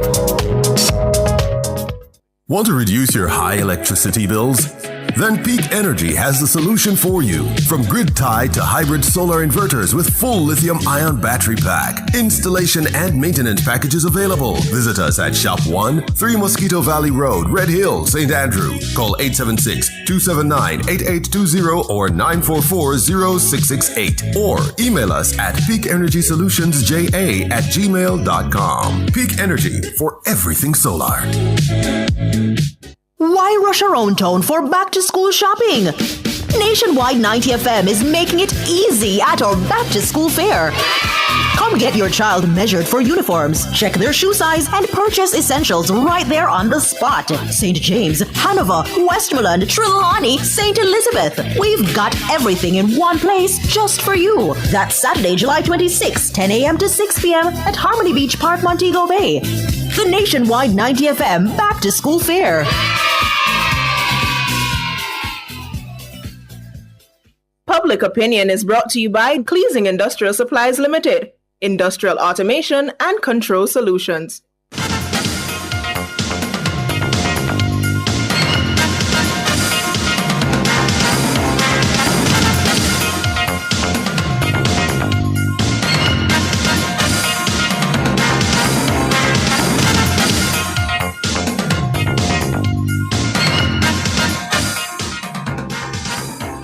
Good evening, and welcome to Public Opinion. I'm Roby Ann Williams. A special good evening to our friends over on our YouTube platform. Thank you so much for tuning in. We invite you to weigh in live in the comments section on today's Public Opinion. Now, today we're talking about the Mario Dean case and what happened yesterday in terms of sentencing. The 3 JCF members who were convicted for the 2014 death of Mario Dean, they've received suspended sentences. The judgment was handed down yesterday in the Westmoreland Circuit Court. The 3 accused, Corporal Elaine Stewart and District Constables Marlon Grant and Juliana Cleven, they were found guilty of manslaughter and misconduct in a public office on May 22 this year. Stewart was found guilty of an additional charge of perverting the course of justice. Well, on Tuesday, Constables Grant and Cleven received suspended sentences of 3 years. Corporal Stewart was sentenced to 5 years in custody. However, she's out on bail. Her attorney gave notice of appeal. She's out on bail pending that appeal. Yeah. Dean was arrested on August 3, 2014 for possession of a ganja spliff. He was severely beaten while in custody at the Barnett Street Police Station in St. James, and he died 3 days later at the Cornwall Regional Hospital in St. James. By this time, everyone must know of the case and how it all unfolded. I mean, from trial started up to this point. So we're asking you your reaction to 2 police personnel facing no jail time in the Mario Dean case. I'll start with a comment on our social media platform, starting with X. Dr. Proud Yardman is saying that it happens every day where persons are convicted of also non-violent crimes. I'm okay with this. The corporal got what she deserves. All right. On Facebook, Winston saying if it was some common criminal convicted and sentenced to no jail time, everyone would be happy and giggling. So why not be happy for the police officers? Should prison time be the reward for police officers who are charged with a crime in the execution of their duties? No. Therefore, I totally agree with the non-custodial sentence. Well, Philip Jackson saying, if this is the rule of law, then who is to be blamed? The decision is based on the findings of the conclusion which the law permits. So your feelings mean nothing. Yeah. Carlington Bailey, I have mixed feelings because the police are doing such a good job. Natalie Winter say anything is possible in Jamaica these days. Isaac Morrison believes it's sad. Andrew Freighter saying to us that the police aren't the one who killed Dean, plus they were without a job for over 11 years. Now they lost their jobs. They too were suffering along with their families. We have to be fair. A life was taken. Audley Phillip is saying it's a sad outcome for people convicted of killing someone. Edney Powell saying, I'm sorry for the woman, Corporal, because prisoners always fighting in the cell. Although she should make him get bail and shouldn't place him with hardened criminals. Well, if you know the facts of the case, as outlined during the trial, probably some of these comments would have maybe had a different take. Let me see. Keisha is saying, remember Jamaica is the capital of... Wow, capital of... So nothing don't surprise me, Keisha says. Nicole is saying to be poor is expensive. Nicole Whitaker. For me, I anticipate the judgment, the written judgment, because I wasn't in court. I wasn't present in court. I didn't hear the sentencing. I didn't hear what was said during sentencing. So, I await the written judgment to see how everything unfolded and the parameters of the sentencing. Yeah. So, what is your reaction to two police personnel facing no jail time in the Mario Dean case? For that, we turn our attention again to our YouTubers to see what's happening, what they're saying. Noel Reed says, spare a thought for Dean's mom. Indeed, spare a thought for Dean's mom. A life was lost. Yeah? A life was lost. Cheerful Bird says it will happen at Jamaica this. Yeah, it will happen. Fellow C says poor doesn't have anything to do with it. Indeed, because it went through the justice system. It took several years, but it got there. It had several delays in terms of jurors being found or the lack thereof. The matter took several years, over a decade, to reach to this point, and we see where it went through the judicial process, and this is now the outcome. Yeah, this is now the outcome. Whodunit says we should ask for public opinion tomorrow about the P. Diddy sentence. Yeah, we'll take we'll take it into consideration. Whodunit.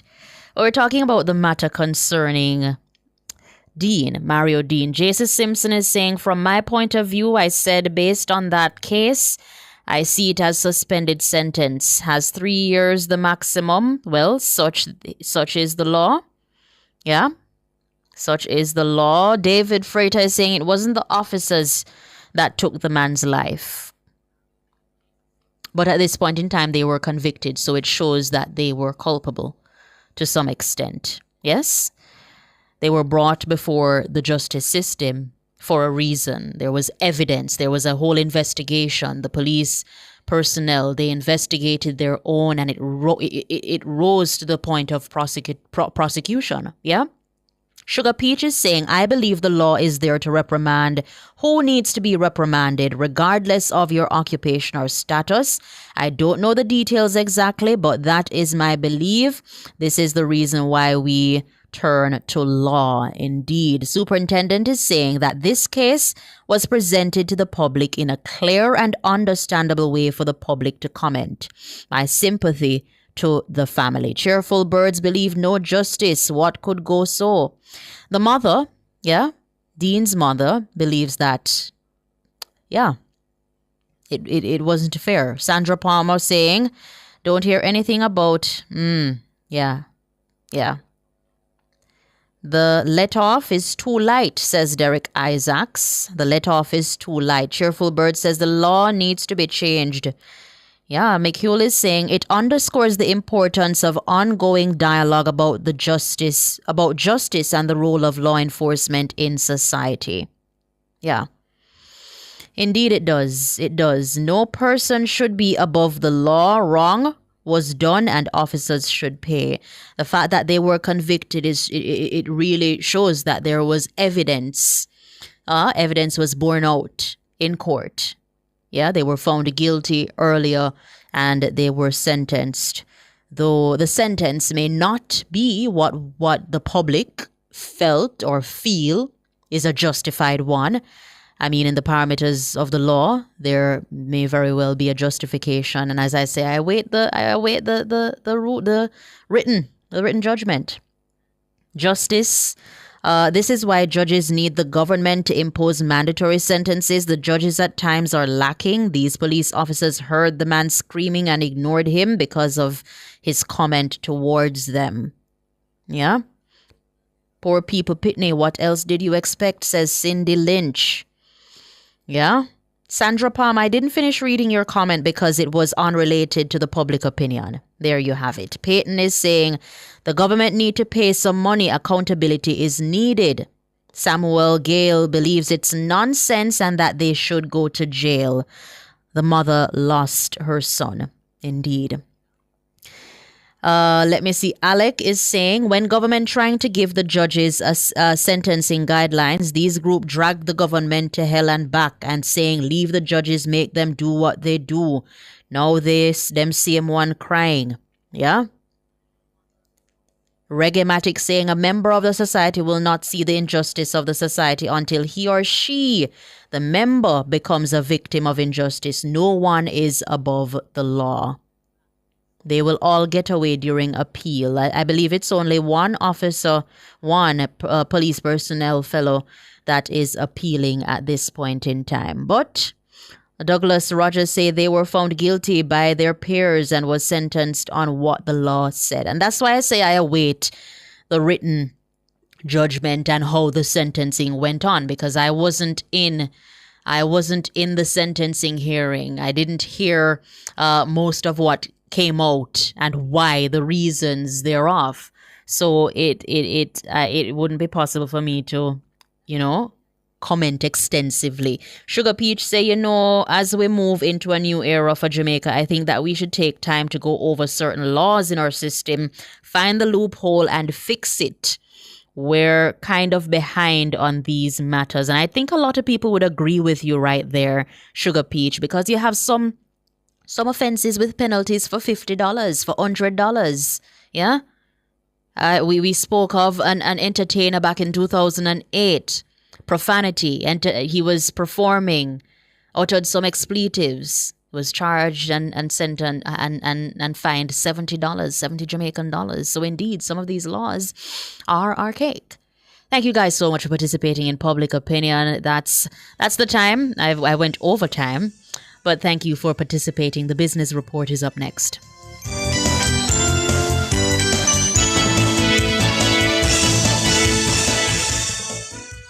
Public Opinion was brought to you by Cleasing Industrial Supplies Limited, industrial automation and control solutions. Drive the most exciting new vehicles in Jamaica. Schedule your 2024 Ford Ranger pickup or Ford Everest 7-seater SUV test drive now. Call or visit KIG today. The time by KIG is 6:35.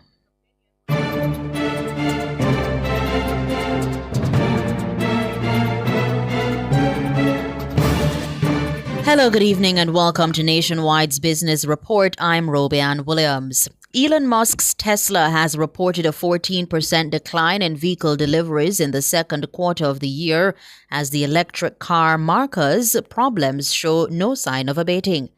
The just over 384,000 vehicles it delivered between April and June represents the second quarterly drop in a row. Tesla faces increasing competition from rivals, including China's BYD. Musk's controversial role as a government efficiency czar in the Trump administration has also been blamed for the plummeting numbers.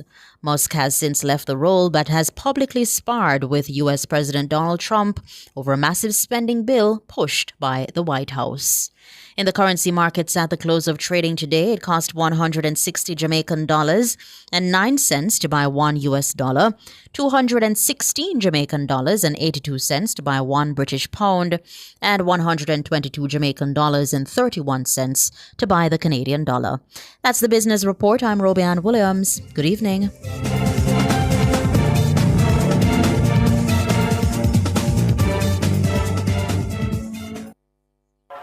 Tired of waiting for your ride? Want safety and peace of mind on every journey? Amber On Time is here! With verified drivers, real-time vehicle tracking, and panic button with armed security response, your safety is our priority. Reliable service, easy booking, premium experience, it's all just a tap away. Download Amber On Time today! Still sweating with that old fan? It's time to upgrade!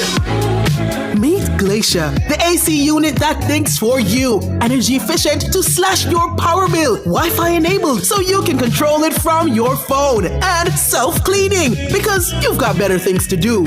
Powerful, smart, hassle-free. Call now at 876-923-6521-3. Gaddy's Refrigeration Limited, delivering the perfect cooling solution tailored to your needs. Teach your kids smart money habits starting now. Open a student saving account on the spot. Enjoy financial literacy games and get budgeting tips just in time for the new school year. It's all at the nationwide 90 FM Back to School Fair, where families get real value. Saturday, July 26, 10 a.m. to 6 p.m. at Harmony Beach Park, Montego Bay. It's the nationwide 90 FM Back to School Fair.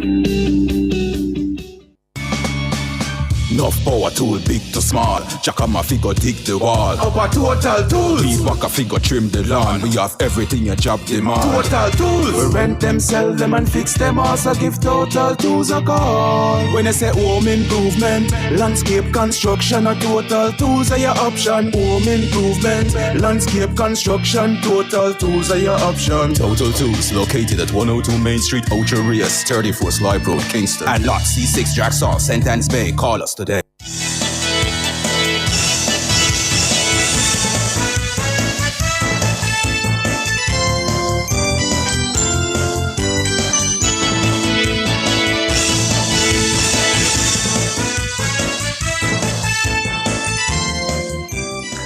Good evening, listeners, viewers. Welcome back. It is 6:39, heading to 6:40, and it's time for the nation's business. I'm Siobhan Campbell.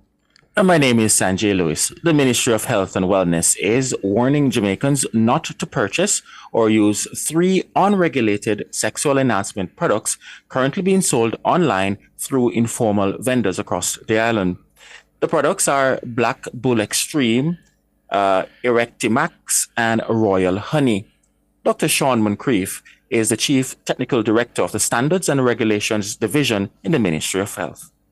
The products Black Bull Extreme, Erectimax, and Royal Honey, which contain undeclared pharmaceutical ingredients, are primarily sold online and through informal vendors. This advice follows alerts issued by the United States Food and Drug Administration, which confirmed through laboratory analysis that the products contained undeclared pharmaceutical ingredients. These undeclared ingredients may cause harmful health effects, especially in individuals with underlying medical conditions or those taking prescription medications.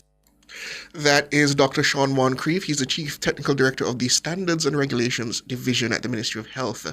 According to the Ministry, laboratory analyses conducted by the U.S. Food and Drug Administration, that's the FDA, has revealed that these products are being falsely marketed as natural supplements. It says Black Bull Extreme in particular is promoted as a dietary supplement despite containing hidden drug compounds. The Ministry is strongly advising the public to obtain health products from only licensed and authorized distributors. In May this year, the chairman of the Pharmacy Council of Jamaica, Dr. Erstenstein Watson, indicated that there is a prevalence of counterfeit drugs in the country. According to Dr. Watson, unassuming Jamaicans are increasingly becoming victims of fake medication. She noted that some victims were seeking treatments for illnesses such as cancer, heart conditions, and blood clots. But she indicated that those efforts proved futile once it emerged that the drugs being used for treatment were fake. Well, Dr. Watson now joins us. Good evening, Dr. Watson. Dr. Watson? Good evening. How are you? And thank you. We're good. How are you this evening? I'm blessed as well. Thank you. Yes.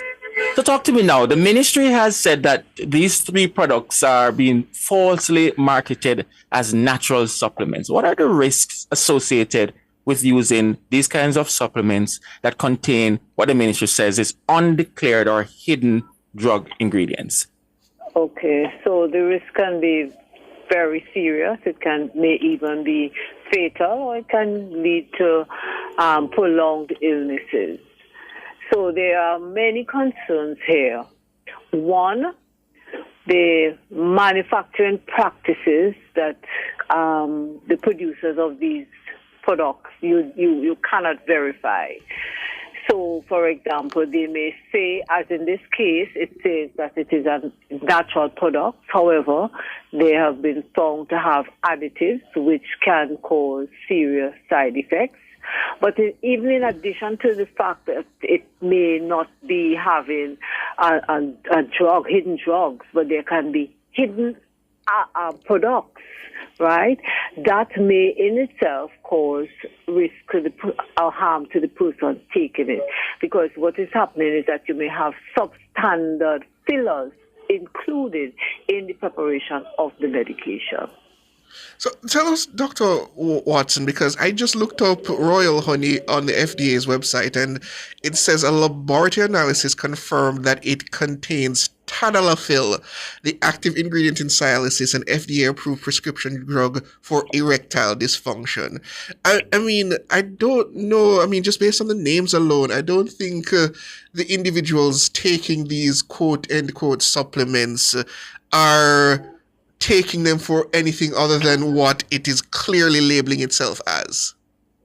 Right, but remember, the product did not identify that they had these items included in the preparation. So it is a risk for persons who may have adverse effects with the active ingredient that was not included. Then it poses a risk for those people.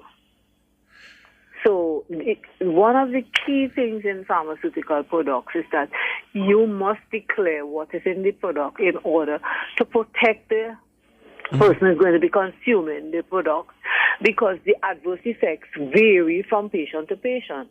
And if you are not aware that this is included, then it puts you at risk. But before you go there, Saj, I still want to, is it even legal for you to sell products for sexual enhancement, supplements, pills, without a prescription from a doctor? Well, for products that are classified as drugs, it is illegal.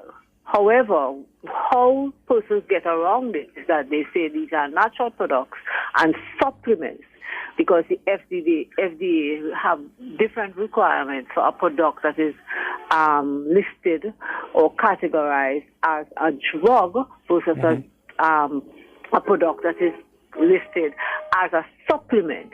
And so supplements do not undergo the same rigid criteria that a drug is going to undergo. Interesting. Right. Is that the same thing that happens in Jamaica when we with supplements and prescription drugs? Well, in Jamaica, all drugs that is to be registered in Jamaica must come through the Ministry of Health and Wellness. Those are drug products. However, the supplements, which are things that you may find in the health food stores, etc., those are not required to meet those standards. Yeah. And there is now we have been looking at our laws, because our laws are just not equipped for what is happening. Our laws are coming from the 70s and the 60s, when the world was a much simpler place, right? So we cannot use these laws in so many different areas. Our laws need to be updated.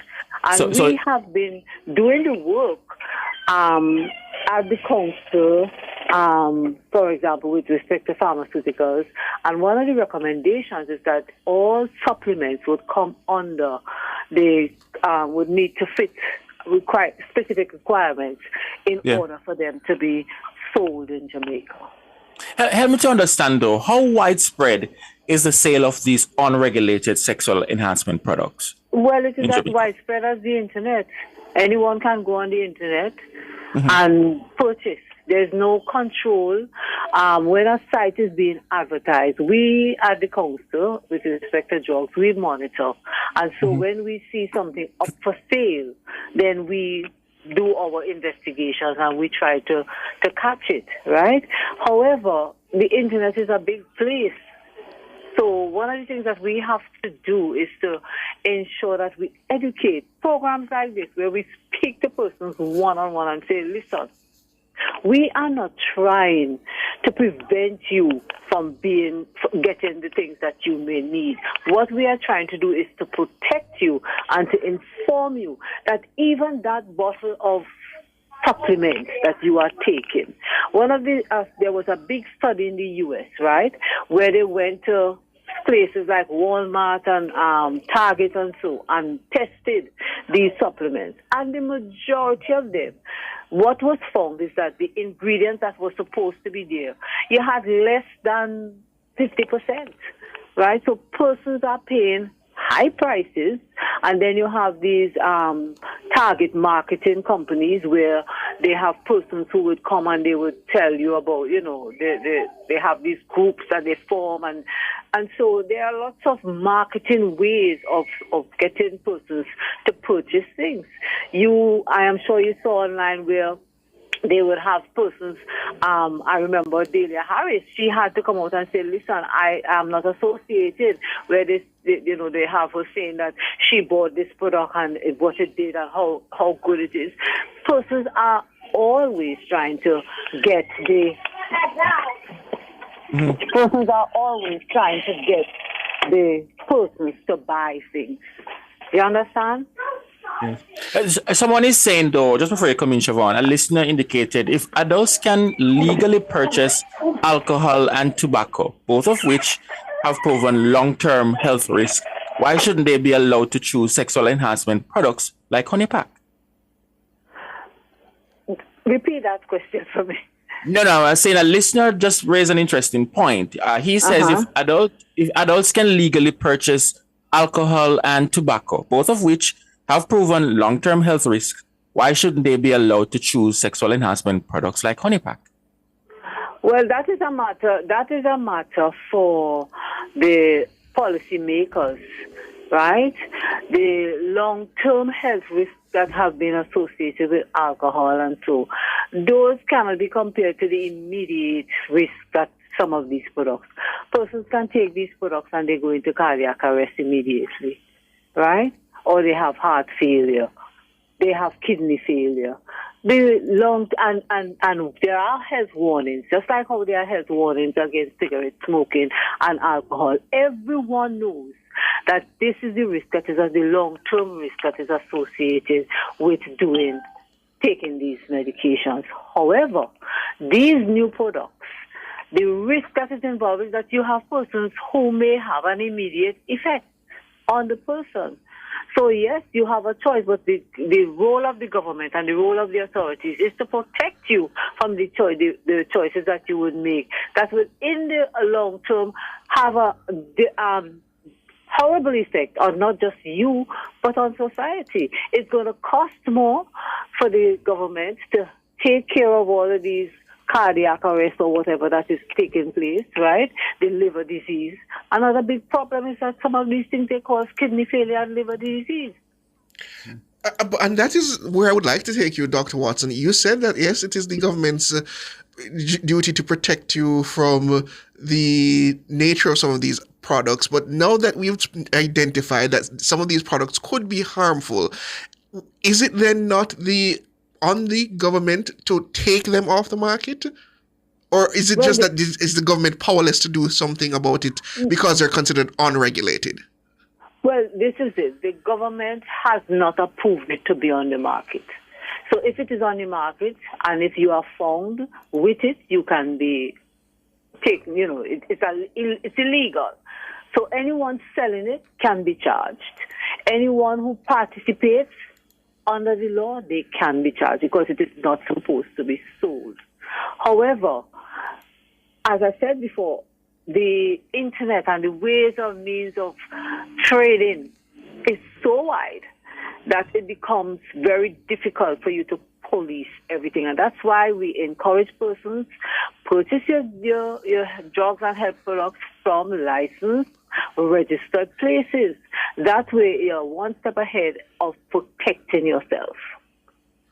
And further, Dr. Ernestine Watson, I mean, we can't beat around the bush that why many of these Jamaican men are taking these products is because they want to rise to the occasion, so to speak.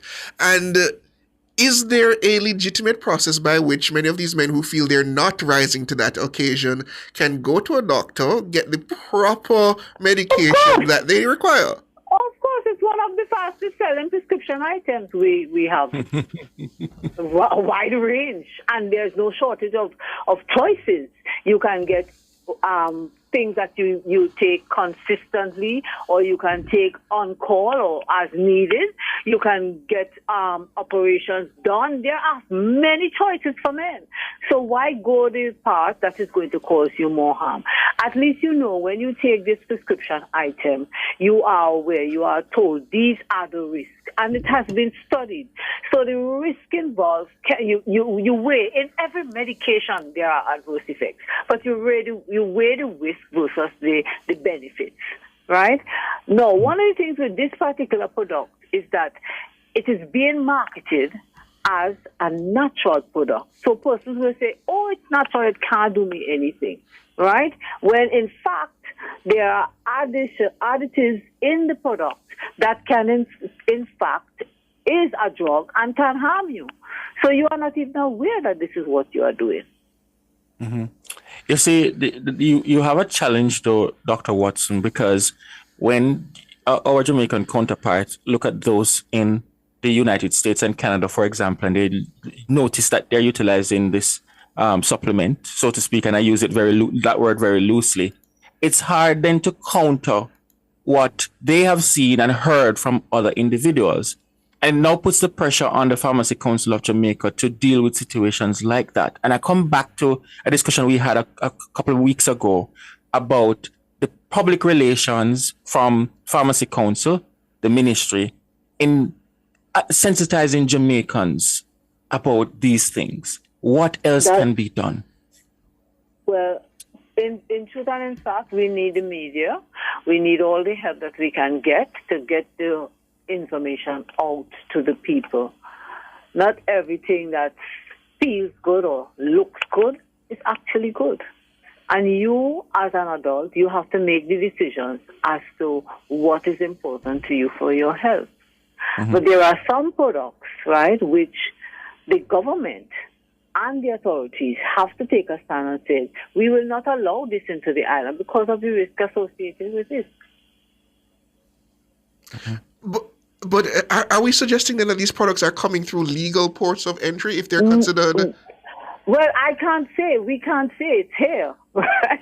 I don't know how it is coming in, if it's coming in through the suitcase or if the person just go online and purchase it and then it's just shipped here. I don't know. But it's here. And that is one of the things you find with a number of the products that we have problems with. Counterfeit drugs, substandard drugs. That's how they come in.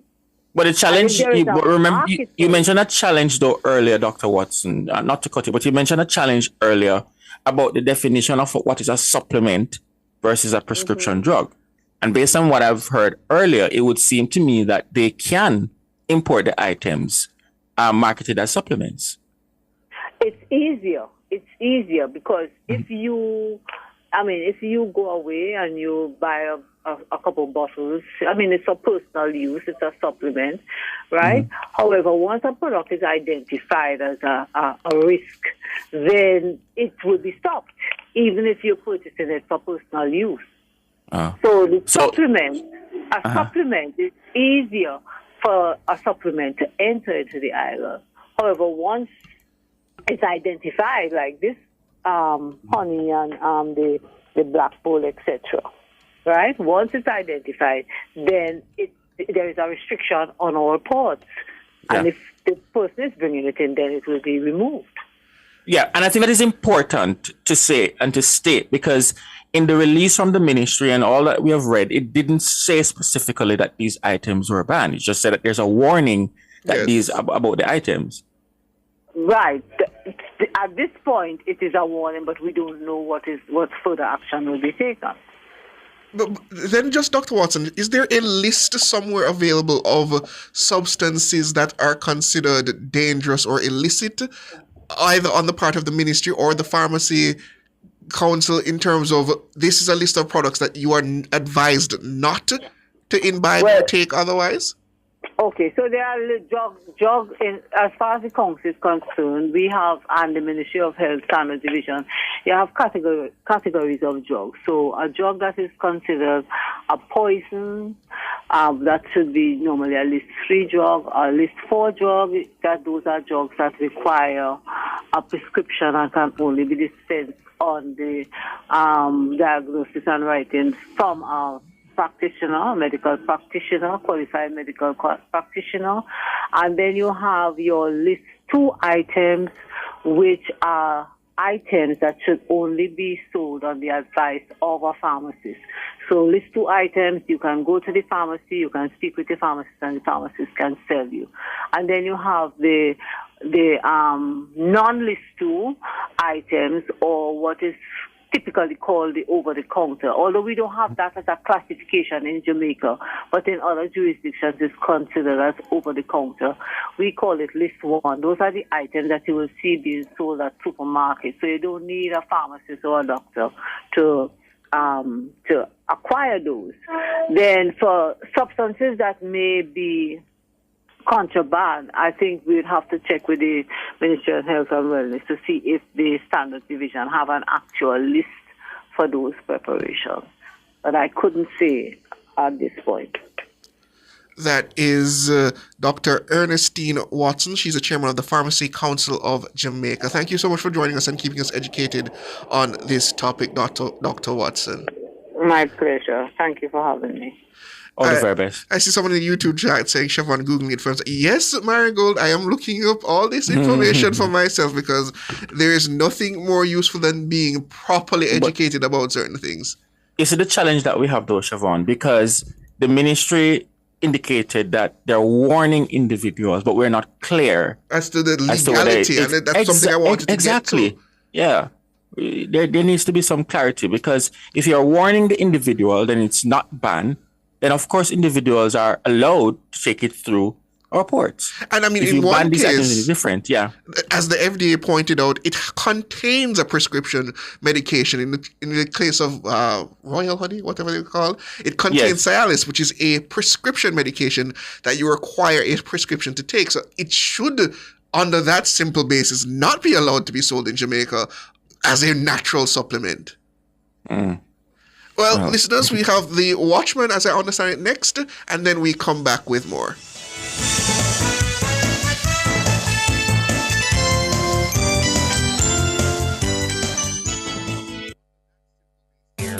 The Watchman. Exploring issues shaping our society, government, and business. Provocative, unconventional. Dr. Henley Morgan is The Watchman. Good evening. Economic stress and the dream for a better Jamaica. Economic stress is the feeling of hopelessness due to the current state of one's personal finances and or due to uncertainties about the worsening economy. Psychologists will tell you some stress can be healthy in that it gives the ambitious person the impetus to find a way out of the abyss. Economic stress at the level being experienced in Jamaica is something else. It arouses people's animal instinct, puts them in a survival mode, and in the most severe cases, induces antisocial behavior that the rational mind would not contemplate.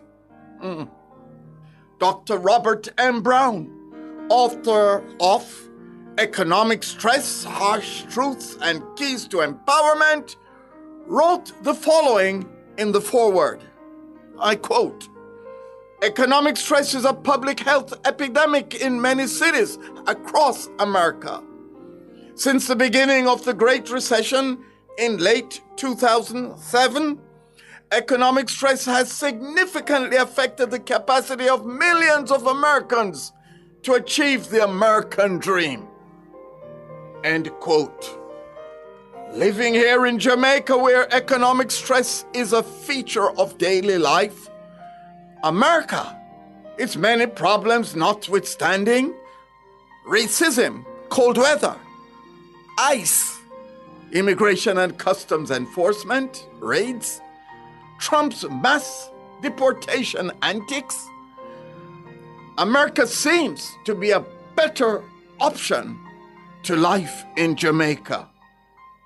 Given the chance, the majority would legally or illegally, by any means possible, wave bye. The latest Don Anderson poll on attitudes toward migration, published in the June 19, 2025 edition of The Gleaner, revealed that the majority of respondents who would consider migrating selected the United States as the #1 destination. Younger respondents say they would leap at the opportunity to leave Jamaica. Some 71% of 18 to 24-year-olds, along with 66% of those who are between 25 and 34 years old, said they would leave. Crafted in 2009, Vision 2030, Jamaica's first comprehensive long-term development plan, gave one hope things would be better.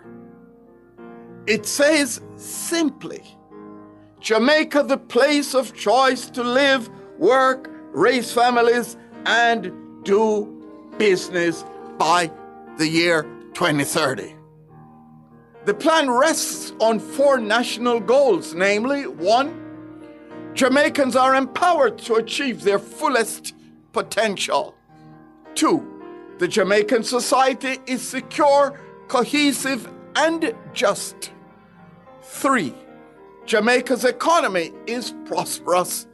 And 4, Jamaica has a healthy natural environment. That's the Jamaica all of us living here would want, and most, if not all, believe is possible. The Planning Institute of Jamaica, PIOJ, dashed those hopes when in a release it announced the plan to make Jamaica a first world country was only a framework. Aspirational, but not realistic within the given timeline. In short order, Jamaicans will go to the polls to elect a government that believes this little country can be a piece of heaven on earth. Think on these things. Produced by Agency for Inner City Renewal, AIR, and recorded in the Jamming Studio Trenchtown, a breath of fresh air bringing change to the inner city.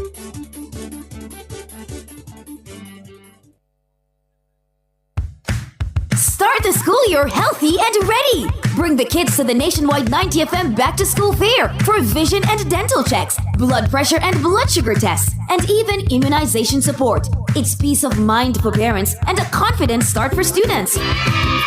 Join Team Revolution on Saturday, July 26th from 10 a.m. to 6 p.m. at Harmony Beach Park, Montego Bay. Don't miss the nationwide 90 FM Back to School Fair.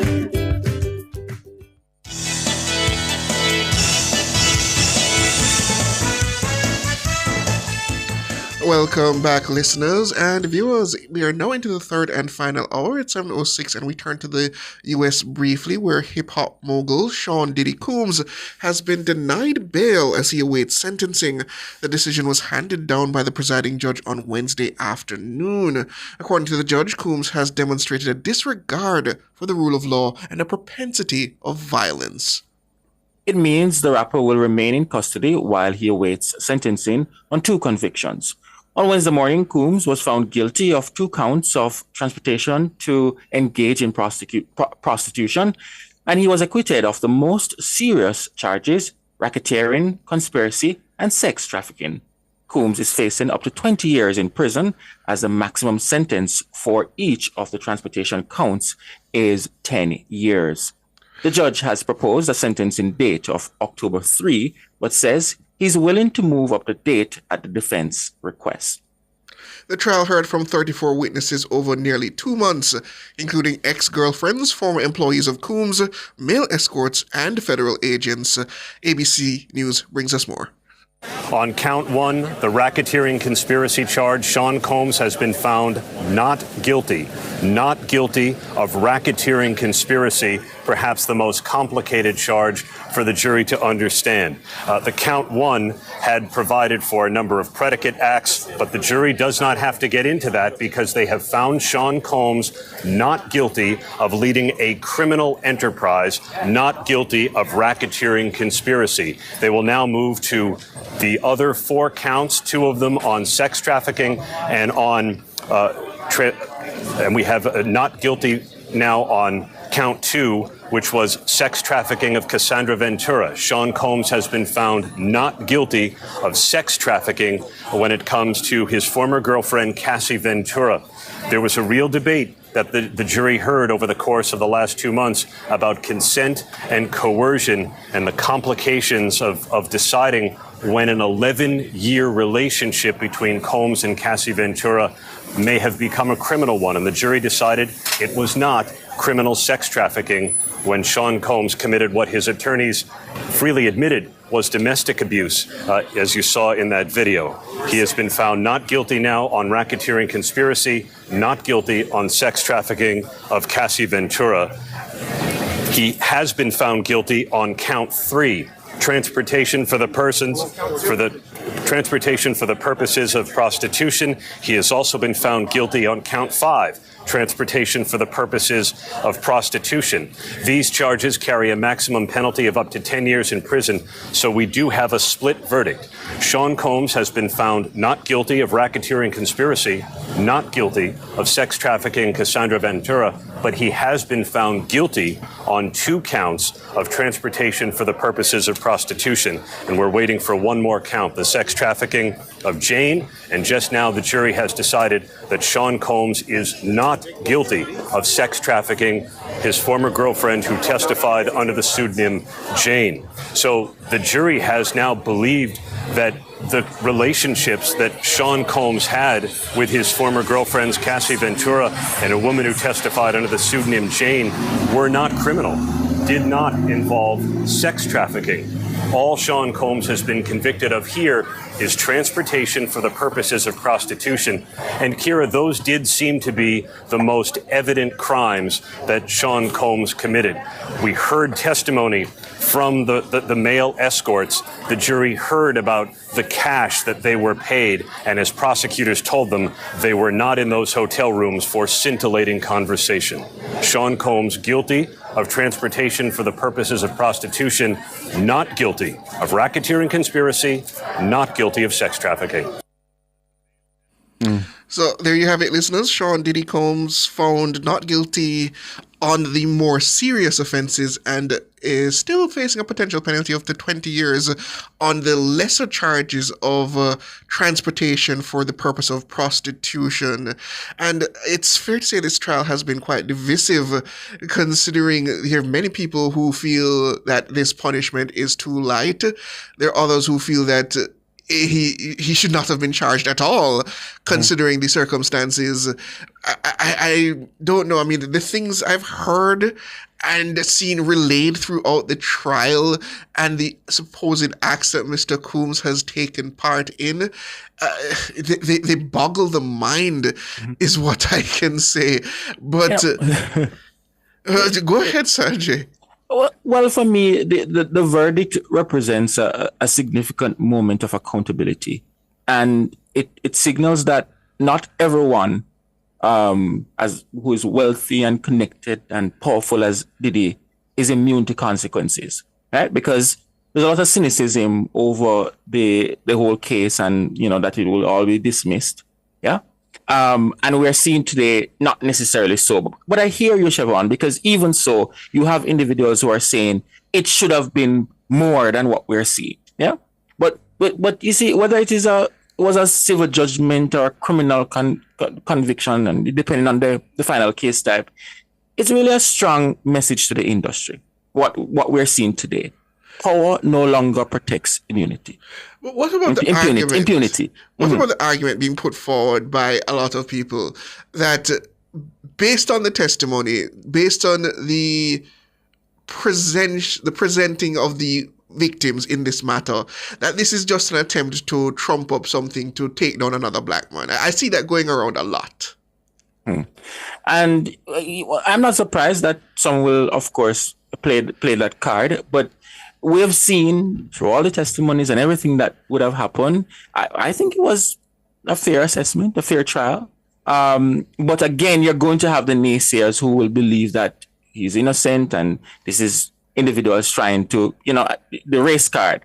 And it's nothing more that I hate than individuals pulling this race card. And because in this particular circumstance, it is not needed at all.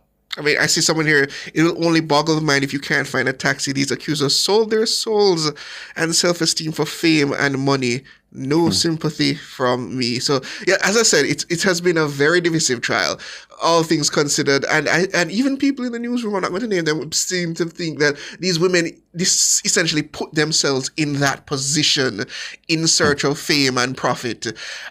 I can see that argument, but I also feel there's a sense that sometimes when you come from nothing or come from a certain situation and you're put in this kind of high profile environment, that you find yourself almost intimidated or groomed to behave in a certain way, to almost a point where you believe that you yourself are willing to do these things and there's nothing driving you towards them.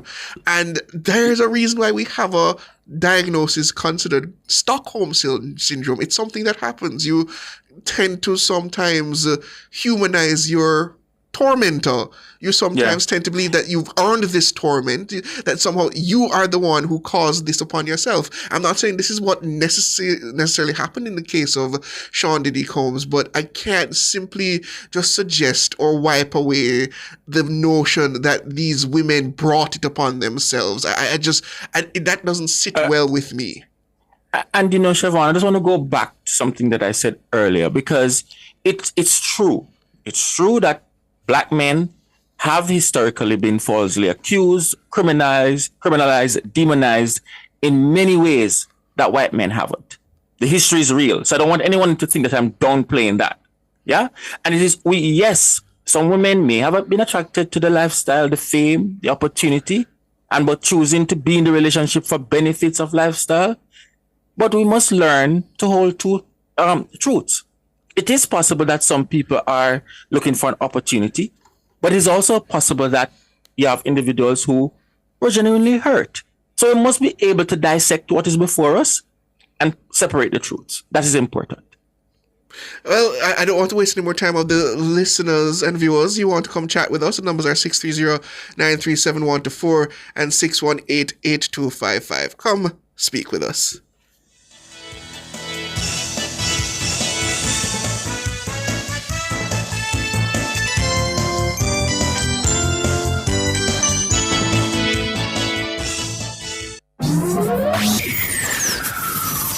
Taboo topics, bulletins after dark, riveting discussions, celebrity news and interviews, topics that are shunned by society, and everything else in between. Bulletins After Dark with Kareem Bulletins, each and every Wednesday, 8 to 11 p.m. Bulletins After Dark. No topic is too taboo or hard to discuss. Come get your mind blown and your curiosity explored. Bulletins After Dark. Tune in to Nationwide 90 FM on July 4 from 2 to 4 p.m. for the Western Resilience Water Project at the Davis Penn Football Field in Trelawney. Jamaica's future flows from the West. Tune in live for the official launch of the Western Resilience Water Project, a bold step towards sustainable development and water security. Hear from national leaders, strategic partners, and experience the groundbreaking moment. Tune in to Nationwide 90 FM from 2 to 4 p.m. on July 4. It's the Western Resilience Water Project at the Davis Penn Football Field in Trelawney. Catch the live stream on our YouTube channel at Nationwide 90 FM Live 2. All this and more only on Nationwide 90 FM, the new revolution in media. This broadcast is brought to you by the Ministry of Economic Growth and Job Creation. The Race to 32. Nationwide 90 FM's coverage of the 2025 general elections. Coming soon.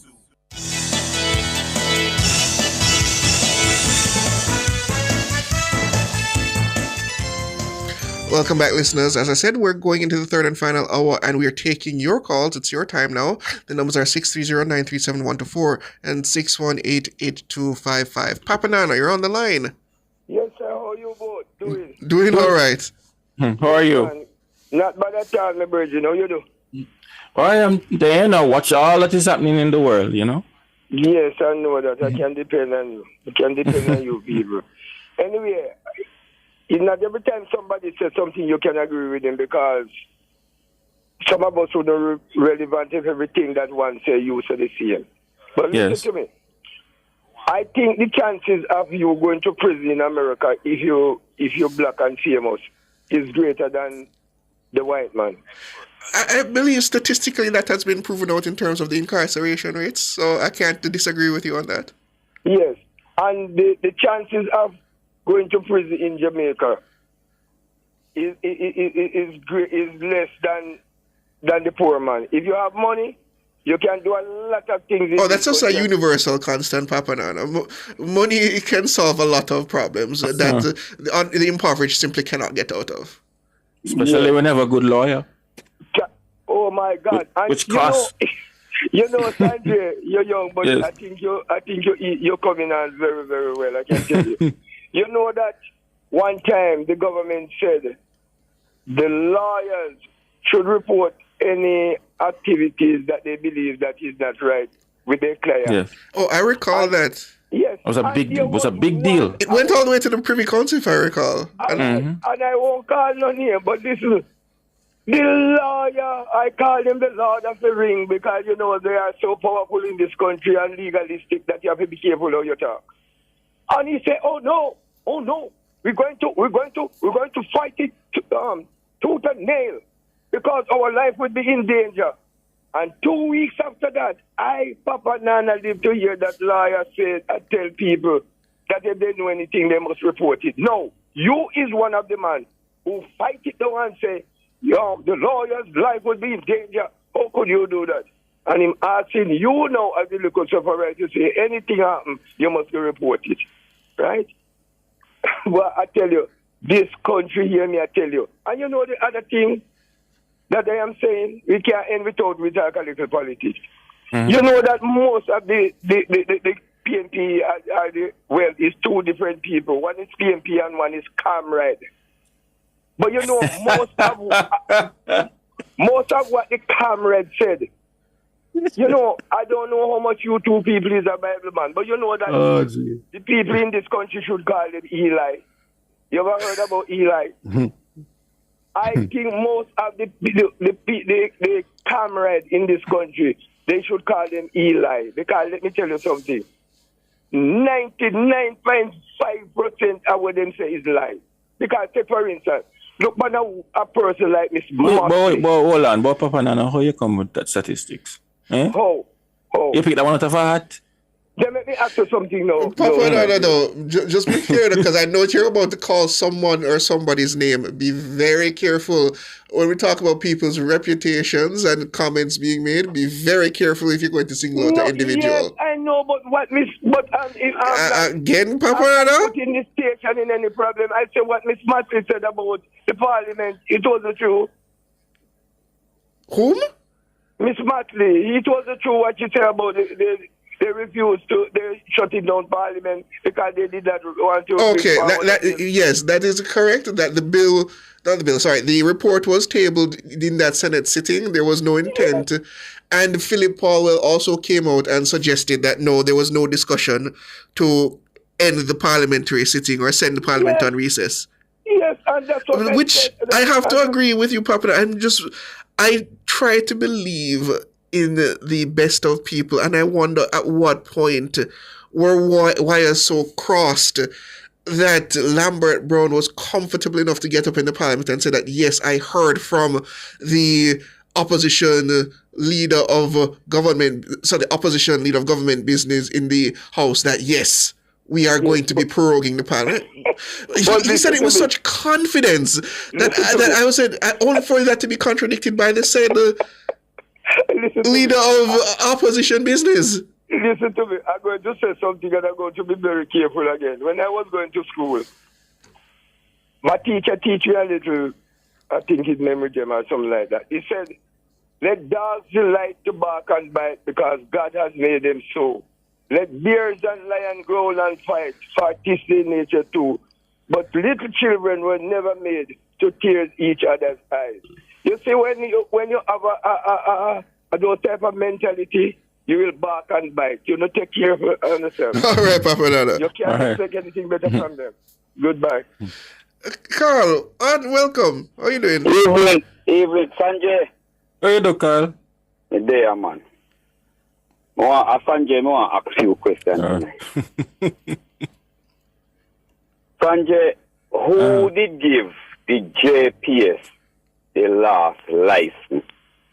That's under the PNP, and I think Philip Powell at the time was energy minister. Correct. We stick you off, you're correct. Yesterday evening and nationwide, and also last night, George Davis did have one, the minister first, and then Philip Powell. And I heard Philip Powell, I hope my ears is hearing good, that this new person that the government and a new license that the government is going to issue, the government must see that the license benefit the people of the country. I'm not a bright guy, so I have to come to you like Sanjay, if he asks you. So what Philip Powell, if I understand what Philip Powell is telling me, that the license that Indy give to them that time wasn't to benefit the people of Jamaica? When I've heard, and I didn't hear the interview yesterday, but generally I've heard Philip Powell discussing the matter of the license and the way in which Mr. Powell has spoken about it. I was taken aback, to be very honest, because he was the very person who negotiated the license. And I think context in this matter is very important. So nothing is wrong to say at the time that was the best deal. However, but the context must be made very clear so individuals understand that he was part of it. But it seems as if there's a separation of self, that he was not part of that negotiation then, and this is what he wants now. It's not his government, and I know him did give the license. So how him a reason now? Him, and for him government, him never have nothing to do with the license. I want to say to Jamaica people tonight, when Philip Powell is a liar, and when Philip Powell could have give a company a license, that if you have a natural disaster and it blow down the light post them, it must be paid by the person them who have a bill with JPS. That's a mad license. And when he come and speak yesterday evening, Powell he got put up himself one side. He must go one side. And I heard him other day also, I tell Mr. Val, say, when they negotiate, they must invite the opposition. Invite if it do what? No, but whenever the opposition to the government. Yeah, but in the context of good governance, Carl, the opposition needs to be brought at the table at times, which is why, for example, when the government is recommending someone for certain positions, they have to consult the leader of the opposition. But consult the leader of the opposition if we didn't have a leader of an opposition in Jamaica, a Jamaica opposition leader. Me personal know, doesn't see nothing to consult a person who don't have a H paper for my country. I don't have no reason to consult you. I don't know you. And that's my take on that. The Prime Minister doesn't have to consult no leader, no opposition, because we don't know him. He doesn't have a passport for my country. He doesn't have he doesn't have an H paper for my country. So you are not a person who the government should consult. Anyhow, all right, I'll leave that there for tonight. Hold on, liquor. Hold on. I listened both news last night, both TVJ and CVN. I make certain that when me get home, me kind of keep up with all of what happened during the day. Monday evening, it was a big discussion on all Monday night concerning Mr. Warmington. And get me correct, Mr. Warmington did something that was out of how my party moved. Mr. Warmington came and apologized. Dayton Campbell called upon everything that he could call upon. The human rights them was fully on board Monday. Fully on board. Sanjay, I don't know if you check out you are a rich man and you're up in the top of the hill. Oh, Jesus. So you don't know a big yard. You don't know a big yard. There are a whole heap of people living in. No, man, we know definitely we know the context of big yard. Right. And sometimes water go away and you have all the outside bathroom. And sometimes as you wash the outside bathroom, somebody stand up. One of the person stand up and wait for you first. And as you don't wash, you have to go back and take up your clothes to go in him first when you go bed. The lady from St. Elizabeth, down at Flight Green constituency, the PMP is in a condition today like a loose cannon. I remember when Mia come up, I hear say the most brightest people them and the intelligent people them join the PMP. You listen to one from Hanover 2 Sundays ago, and when you listen to this one, I say she a teacher from St. Elizabeth, it's like a loose cannon. Get away. And if did have a child going to that school with that lady teaching, come September morning, she couldn't teach my child. That's a loose cannon. Have a blessed night. All right. All the best. Mr. C, good evening. Good evening. Good evening, sir. I wonder when they're fixing the road at Art, my car, I spend nearly $100,000 already. Which road? Yes, the road by Hart in Windward Road area. Oh, okay. It is there nearly 6 months, right? The road in Harborview, I must have 100 patrol and they're fixing none of it. What is happening? Why? Not one patrol is fixing. It have more than 100 patrols. Have you been able to speak with the MP for the area? The MP? That's who. I don't know the MP. What road you say, right? Paul, must be the MP. I know the border is somewhere down that side, so it could be Paulwell or it could be Drive and Arbor Drive. Let me check. So that is the main street. We're not talking about the inside street. I have more than 100 patrols.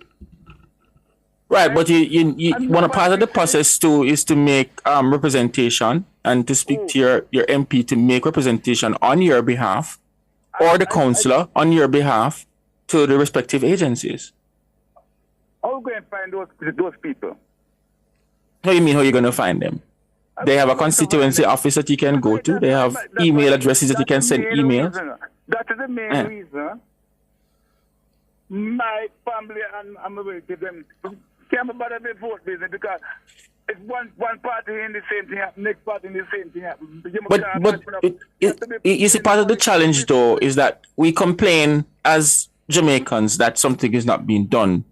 But the question that I ask is, what steps have you taken to find out what's happening with the road, to speak to your MP, to speak to your, or speak to NAA? When he spoke to them, what did they say? They say they don't know when yet. That's what I put. One person tells me I don't know when. When is when? I hear time. And you can't, every day you can't breaking up and you have to spend the money and pay more tax and more tax and more tax. This is absolute madness. We need to find out who is the MP for the area, though. And I have seen road, just a minute, I have seen road that don't necessarily need to fix because there's all in the car drive on it. Road that is into that area, that there should be no houses. Be sure. There should be no houses there. I don't know why they put people to live in that area.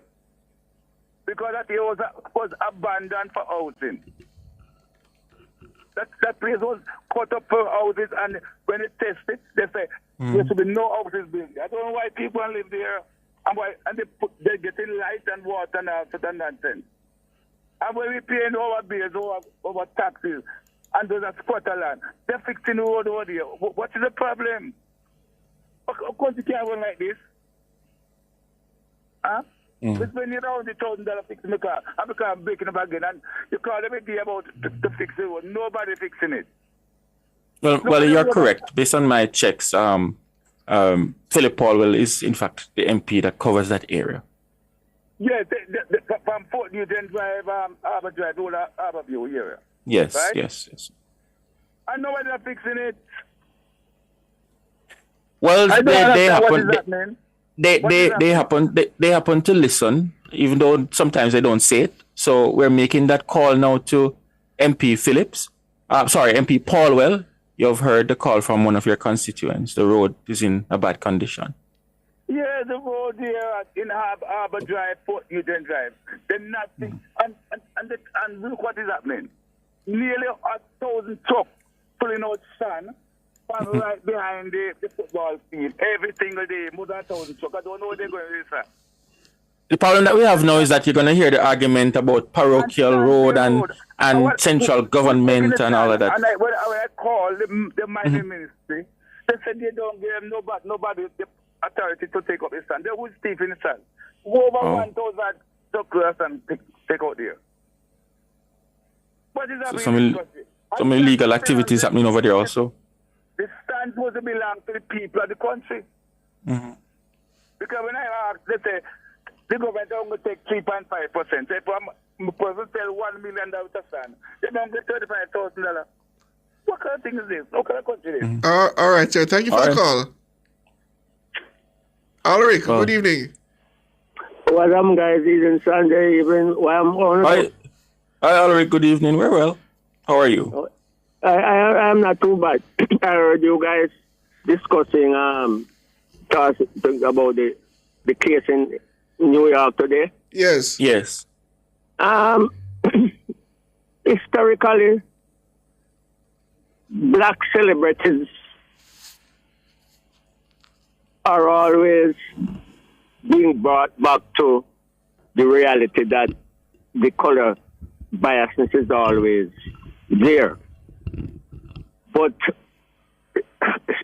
Siobhan, where I part company with you a little bit is that from some of the tapes that we had seen of how this guy treated this lady in that hotel, and from what some of the witnesses said, we can't justify that by saying that he's black, and that was why, what happened. Those were things that we saw, and the major charge he got away from. When you say you part company with me, because I never suggested that was because he was black or anything to that. I don't understand what you mean. Let me apologize for that. What did you say?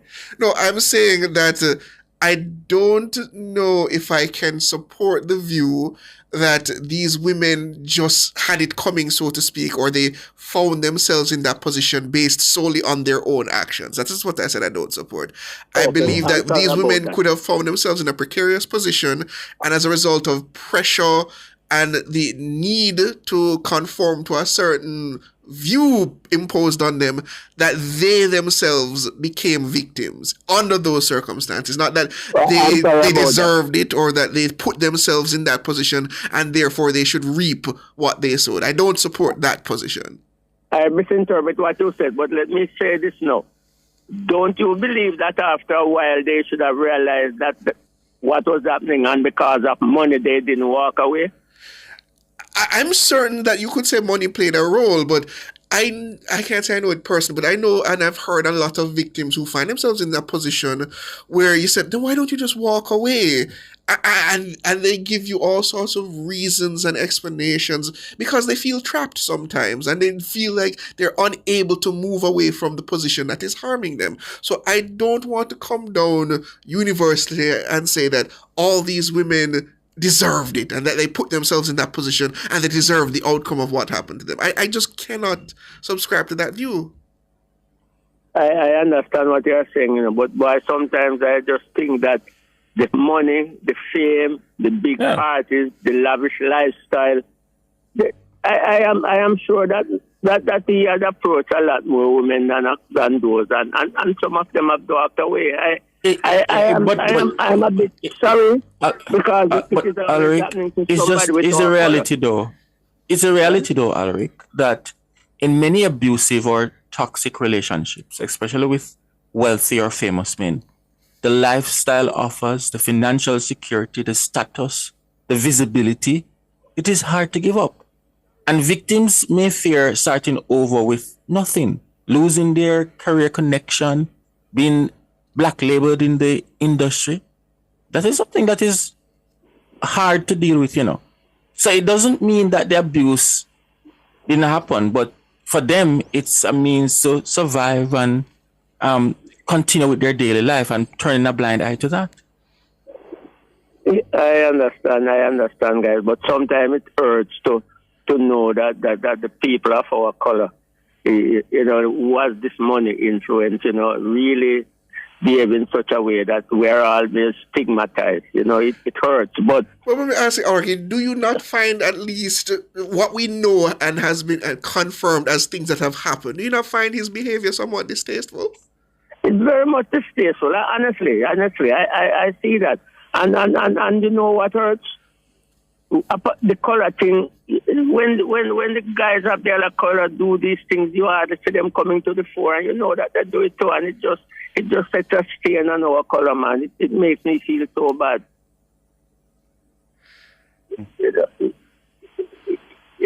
So I don't know, but let's see what the sentence will be like, and I know these ladies will be able to recover from the experience. All right. Thank you, Alec, for the call. William, good evening. Good evening, Mr. Campbell, Mr. Lewis. Good evening, William. How are you? Not bad. Yeah, I'm calling pertaining to a road in Eastern St. Thomas. I'm called Rollinsfield Road. You ever brought that road? Rollinsfield? I'm not familiar with that. Rollinsfield. Oh, Rollinsfield. No, I'm not familiar with it. Yeah, man, this is one of the last districts we go to Portland. Mm-hmm. We have two breakers on that road. One of them is over 5 years now, one of them is since burial. Compared to the mash-up of the road. I speak to Mr. Sharad about it with other people, and I speak to the member of parliament. I don't remember her first name, but Miss Charles. And up till now, and I am wondering if this will get wait until somebody plunge over one of these breakaways before they do something to it. Because when you spoke to the MP, what was her response? Well, I think she said they were looking into it. Same to Mr. Shah said. He know about it and they were looking into it. But it's over 5 years now, I think, and nothing. 5 years. This road, this corner they call it Sullivan Corner, is a very dangerous breakaway. If you don't know the road when you're going up, they can go right over. And matter of fact, no big unit cannot pass there. Because people up in here that we're do building right now, it used to cost them about 80 to 90,000 for a truckload of material to go up there. Now it costs them 120,000, and it's only some part of the district that truck can go still. Yeah, I'm actually looking online and I'm seeing some footage about a month ago that's posted, and it's really in a bad condition. Right. Right. I'm telling you, especially in the night, if you're going up there, don't know, you're kind of serious trouble. Yes. It would like MP Charles, that's Dr. Michelle Charles. It would be good to know, since you're aware of it, what representation have you made, and have you been receiving any promises that the road is on the list of things to be repaired? Mm. Right? Mr. Shaw told us straight up him know about it also. And, Right. and this is not the first or the second time I call about it. I had a people. I don't really live up there with a lot of family. Up to Sunday, I was up there to a funeral. And it's very, very, very dangerous. You see, part of the challenge, listen, that we have, and when I listen to the Prime Minister speak about the Spark program, for a very long time, we have not been doing any proper development work on some of those roads. We focus a lot on the major highways, but the community roads we haven't been. And it's going to take a long time for us to bring it to the standard that we can say it will last for a particular period of time. So we normally do the patchwork, and we don't come with the necessary drainage that should be put in place, and banking and curb wall, and the process is not done properly. Because but it's going to take a long time. Yeah. You gentlemen, you people are very young, but I grew up in that district. Yes. And that road used to maintain even back in the 50s, 60s. Nothing like that. That happens when the rainfall water take the whole road till it just dig it away. First thing is to have the challenge with the culvert. We take the water off the road. Now the water take the road and dig away the whole thing. Yeah, but here's the problem. We are now also building in river channels. So where you would have areas where the water can run off, people now build houses, put up retaining wall, the water don't have anywhere to run, and we have a greater problem. They start dig, find somewhere to dig away. Mm-hmm. But something need to be done to that as soon as can get to Mr. Yes. Ms. Charles. MP Charles, Michelle Charles. Or the rock agency commander. Oh, Stephen Shaw. Yes. Shaw, right. Because he told us that he know about it already very long time. Up to now, nothing to be done. We don't want somebody to go over there, then some excuse make. Because that's all the while. Right. Well, we're making the appeal for you, and if there's anyone listening that is close to the MP, could probably get a word to her, because she will be making the representation. So at least we can hear where they're at. Or Mr. Shaw from the NAA could also give us an update on that.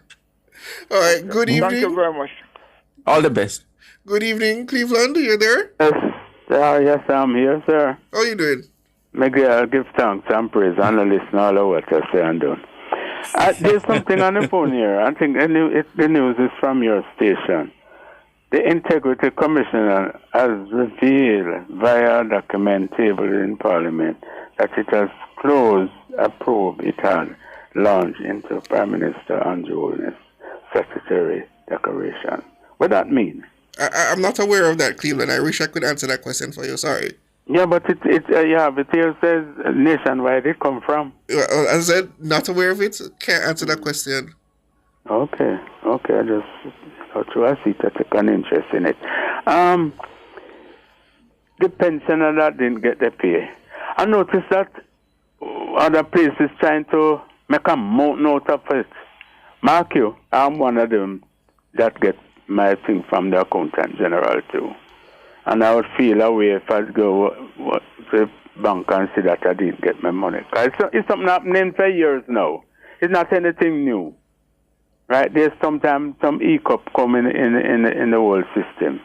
And that is why it's very important when you get your life certificate? Yes, you gotta get it in time. You see? But but as I understand it, the AGD came out to say it was a technical error on their part. It happened that time. And to be fair, Cleveland, I wouldn't want any pensioner to have to go without. I could not imagine how I would survive if I missed a month of my salary. So I can only imagine when a pensioner has to wait for an additional month to get that little bit of money in their pocket. So I appreciate that they did their best to get it sorted out as quickly as possible. And as I understand, that matter should be solved by the end of this week. So I appreciate how quickly this matter has been resolved. But, I noticed that some people trying to get the politics in it as if the government don't have the money to pay. And they're just carrying it in that one line. The people I can't imagine why somebody would try to spin it that way. Yes, man. Because from time to time, people slip through the cracks. It's unfortunate, but it does happen. Yes. Anyhow, Mr. Wilmington, well, I'll tell you, But I say, him put him foot in our mouth. And he must be very careful. But then the two, somebody, one, just that one, maybe say, somebody Jamaican word, bad word. But this other lady, bringing war to Mr. Clyde Green. Yeah, I heard. And she's supposed to be a teacher. What I'm trying to understand is, I mean, let's take Mr. Warmington out of the equation because he's stuck in his ways. Yes. I don't know where else to take that conversation with Mr. Warmington.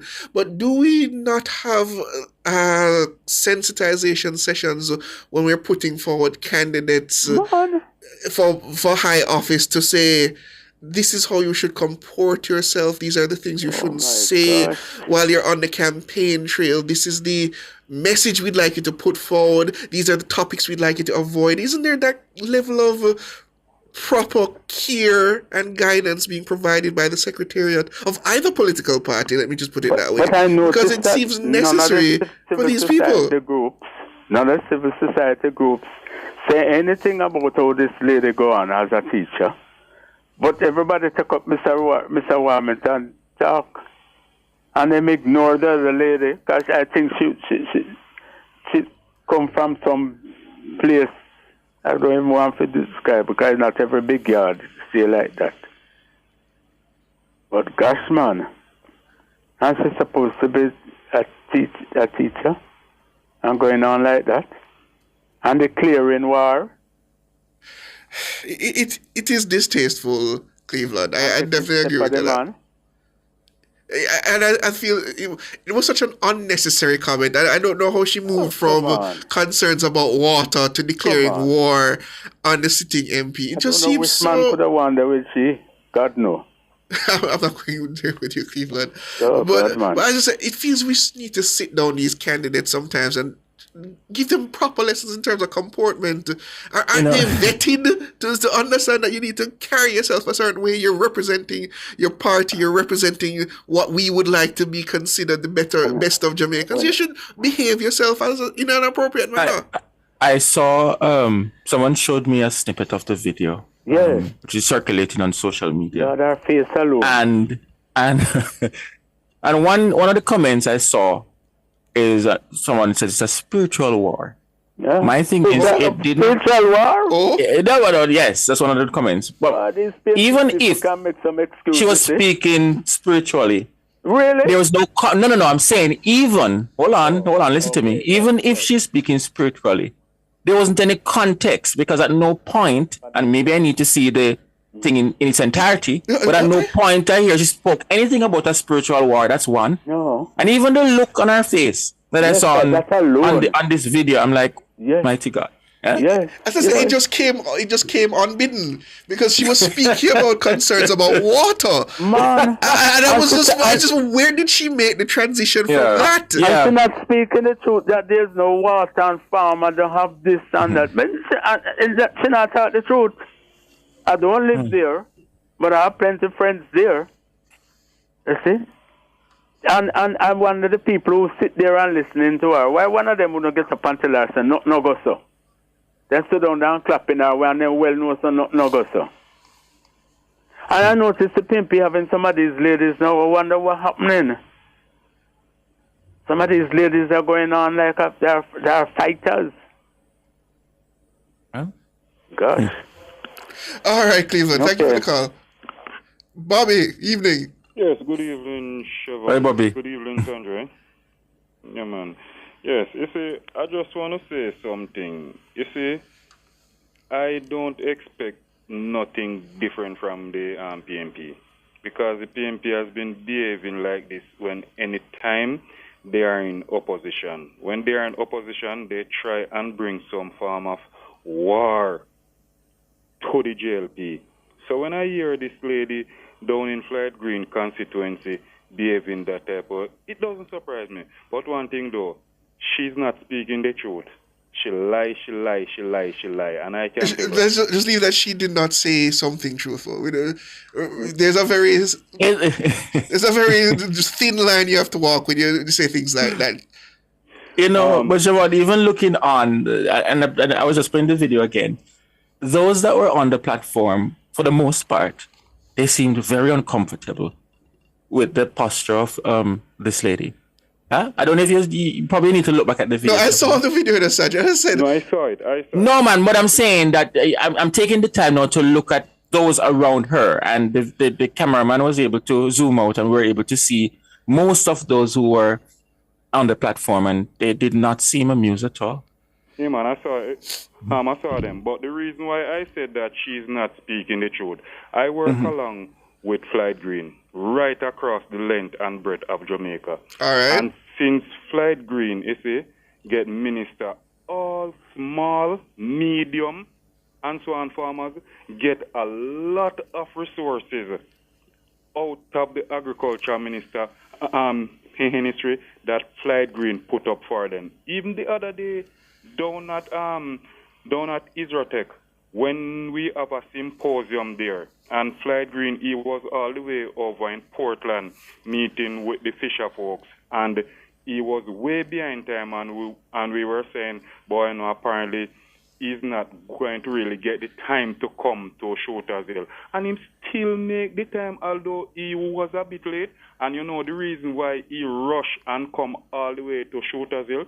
Because he had some irrigation kit for small farmers, and he come there to find out if all the kits are ready for the small farmers. And the small farmers cannot complain. So when this lady is talking about the farmers are not getting no resources and no this and that, she is absolutely not speaking the truth. She must go and do our research before she talks. Right? And one of the things, I don't know if you were listening to last week when Ricardo and we hosted the show, and Ricardo indicated that the JLP is overconfident of victory, and the JLP is not adequately addressing the misinformation that is circulating across social media and at some of these rallies held by the opposition. It is important that the JLP, you are addressing these things. No, we don't have to do that, Sandra, because look here, the people see and know. No, you cannot, and that's a problem. Bobby. That's a problem, Bobby. Some of the things I see floating around there on social media and in just the general public, I wonder how misinformed the public can get at times, because it's just a matter of people simply saying something untruthful and it just gets stuck in somebody's head, and it takes a lot to displace that misinformation from their psyche. Yes. It takes a lot to do it. No. Chevron and Sandre, look here. There is a Jamaican common phalanx that say this: Tom drunk, but Tom no fool. The Jamaican people, they are no idiot. And if you say, but I take a good example. I believe last week when they were discussing the Pradial Larceny Act in the Senate, and Lambert Brown said some I think if he had said it anywhere else, he would be facing a defamation lawsuit for it. And so even when the senators got up and resoundingly challenged everything he said and pointed out that it was untruth, I still hear people to this day repeating much of that misinformation, that rather people stole fertilizer from the farmers, things like that. And these are things that have been proven to be quantifiably untrue. Yes. And especially when you go in some of those rural communities and you hear individuals speaking like this, you can't necessarily think that, oh, everything is well. So you might hear it on social media. Some of those don't have access to social media. They may hear it as news in traditional media. But it's important that the JLP play their part now in correcting the information. It's important. The people who are saying these things are people who are closely aligned with the People's National Party. And one last thing I would like to say, I saw something on Instagram today where the church is concerned about the appointment of Dennis Chung. I am a churchman, and I just want to say to the church, look here, don't push your nose in something what don't concern you. My grandmother always tell me, say, if you see 2 bundle of wood over there, so and your name don't write on it, don't go and lose it. Church, The appointment of Dennis Chung is none of your business. The man was duly appointed by the Services Commission. He wasn't politically appointed, right? So when the PMP, they're making a big hoorah out of this, making politics. But I mean, now that we have the right? truth of that matter even more so, I find some of the comments that have been made over the last few weeks regarding Dennis Chung's appointment even more distasteful. Because now we find that he was not the first choice. The gentleman had the work in hand and decided that he didn't want it. And then they had to carry another round of interviews. And as a result, they made some adjustments. So it's unfortunate that after all the brouhaha about the situation, we now have more information on the matter, and it even seems less likely to be considered that some form of corruption or any other form of malfeasance took place on this topic. So it is what it is, Bobby, but I'm told it's time to wrap up by my producer. So thank you all on YouTube and in Radio Land for joining us this evening. Thanks to our super producer Dana Davey, our technical operator Andrew the Glenn Boogs Anderson, all my friends and compatriot in the news and production department led by the very, very capable Cara Powell. I'm Siobhan Campbell. And my name is Sanjay Lewis, wishing for you a wonderful evening.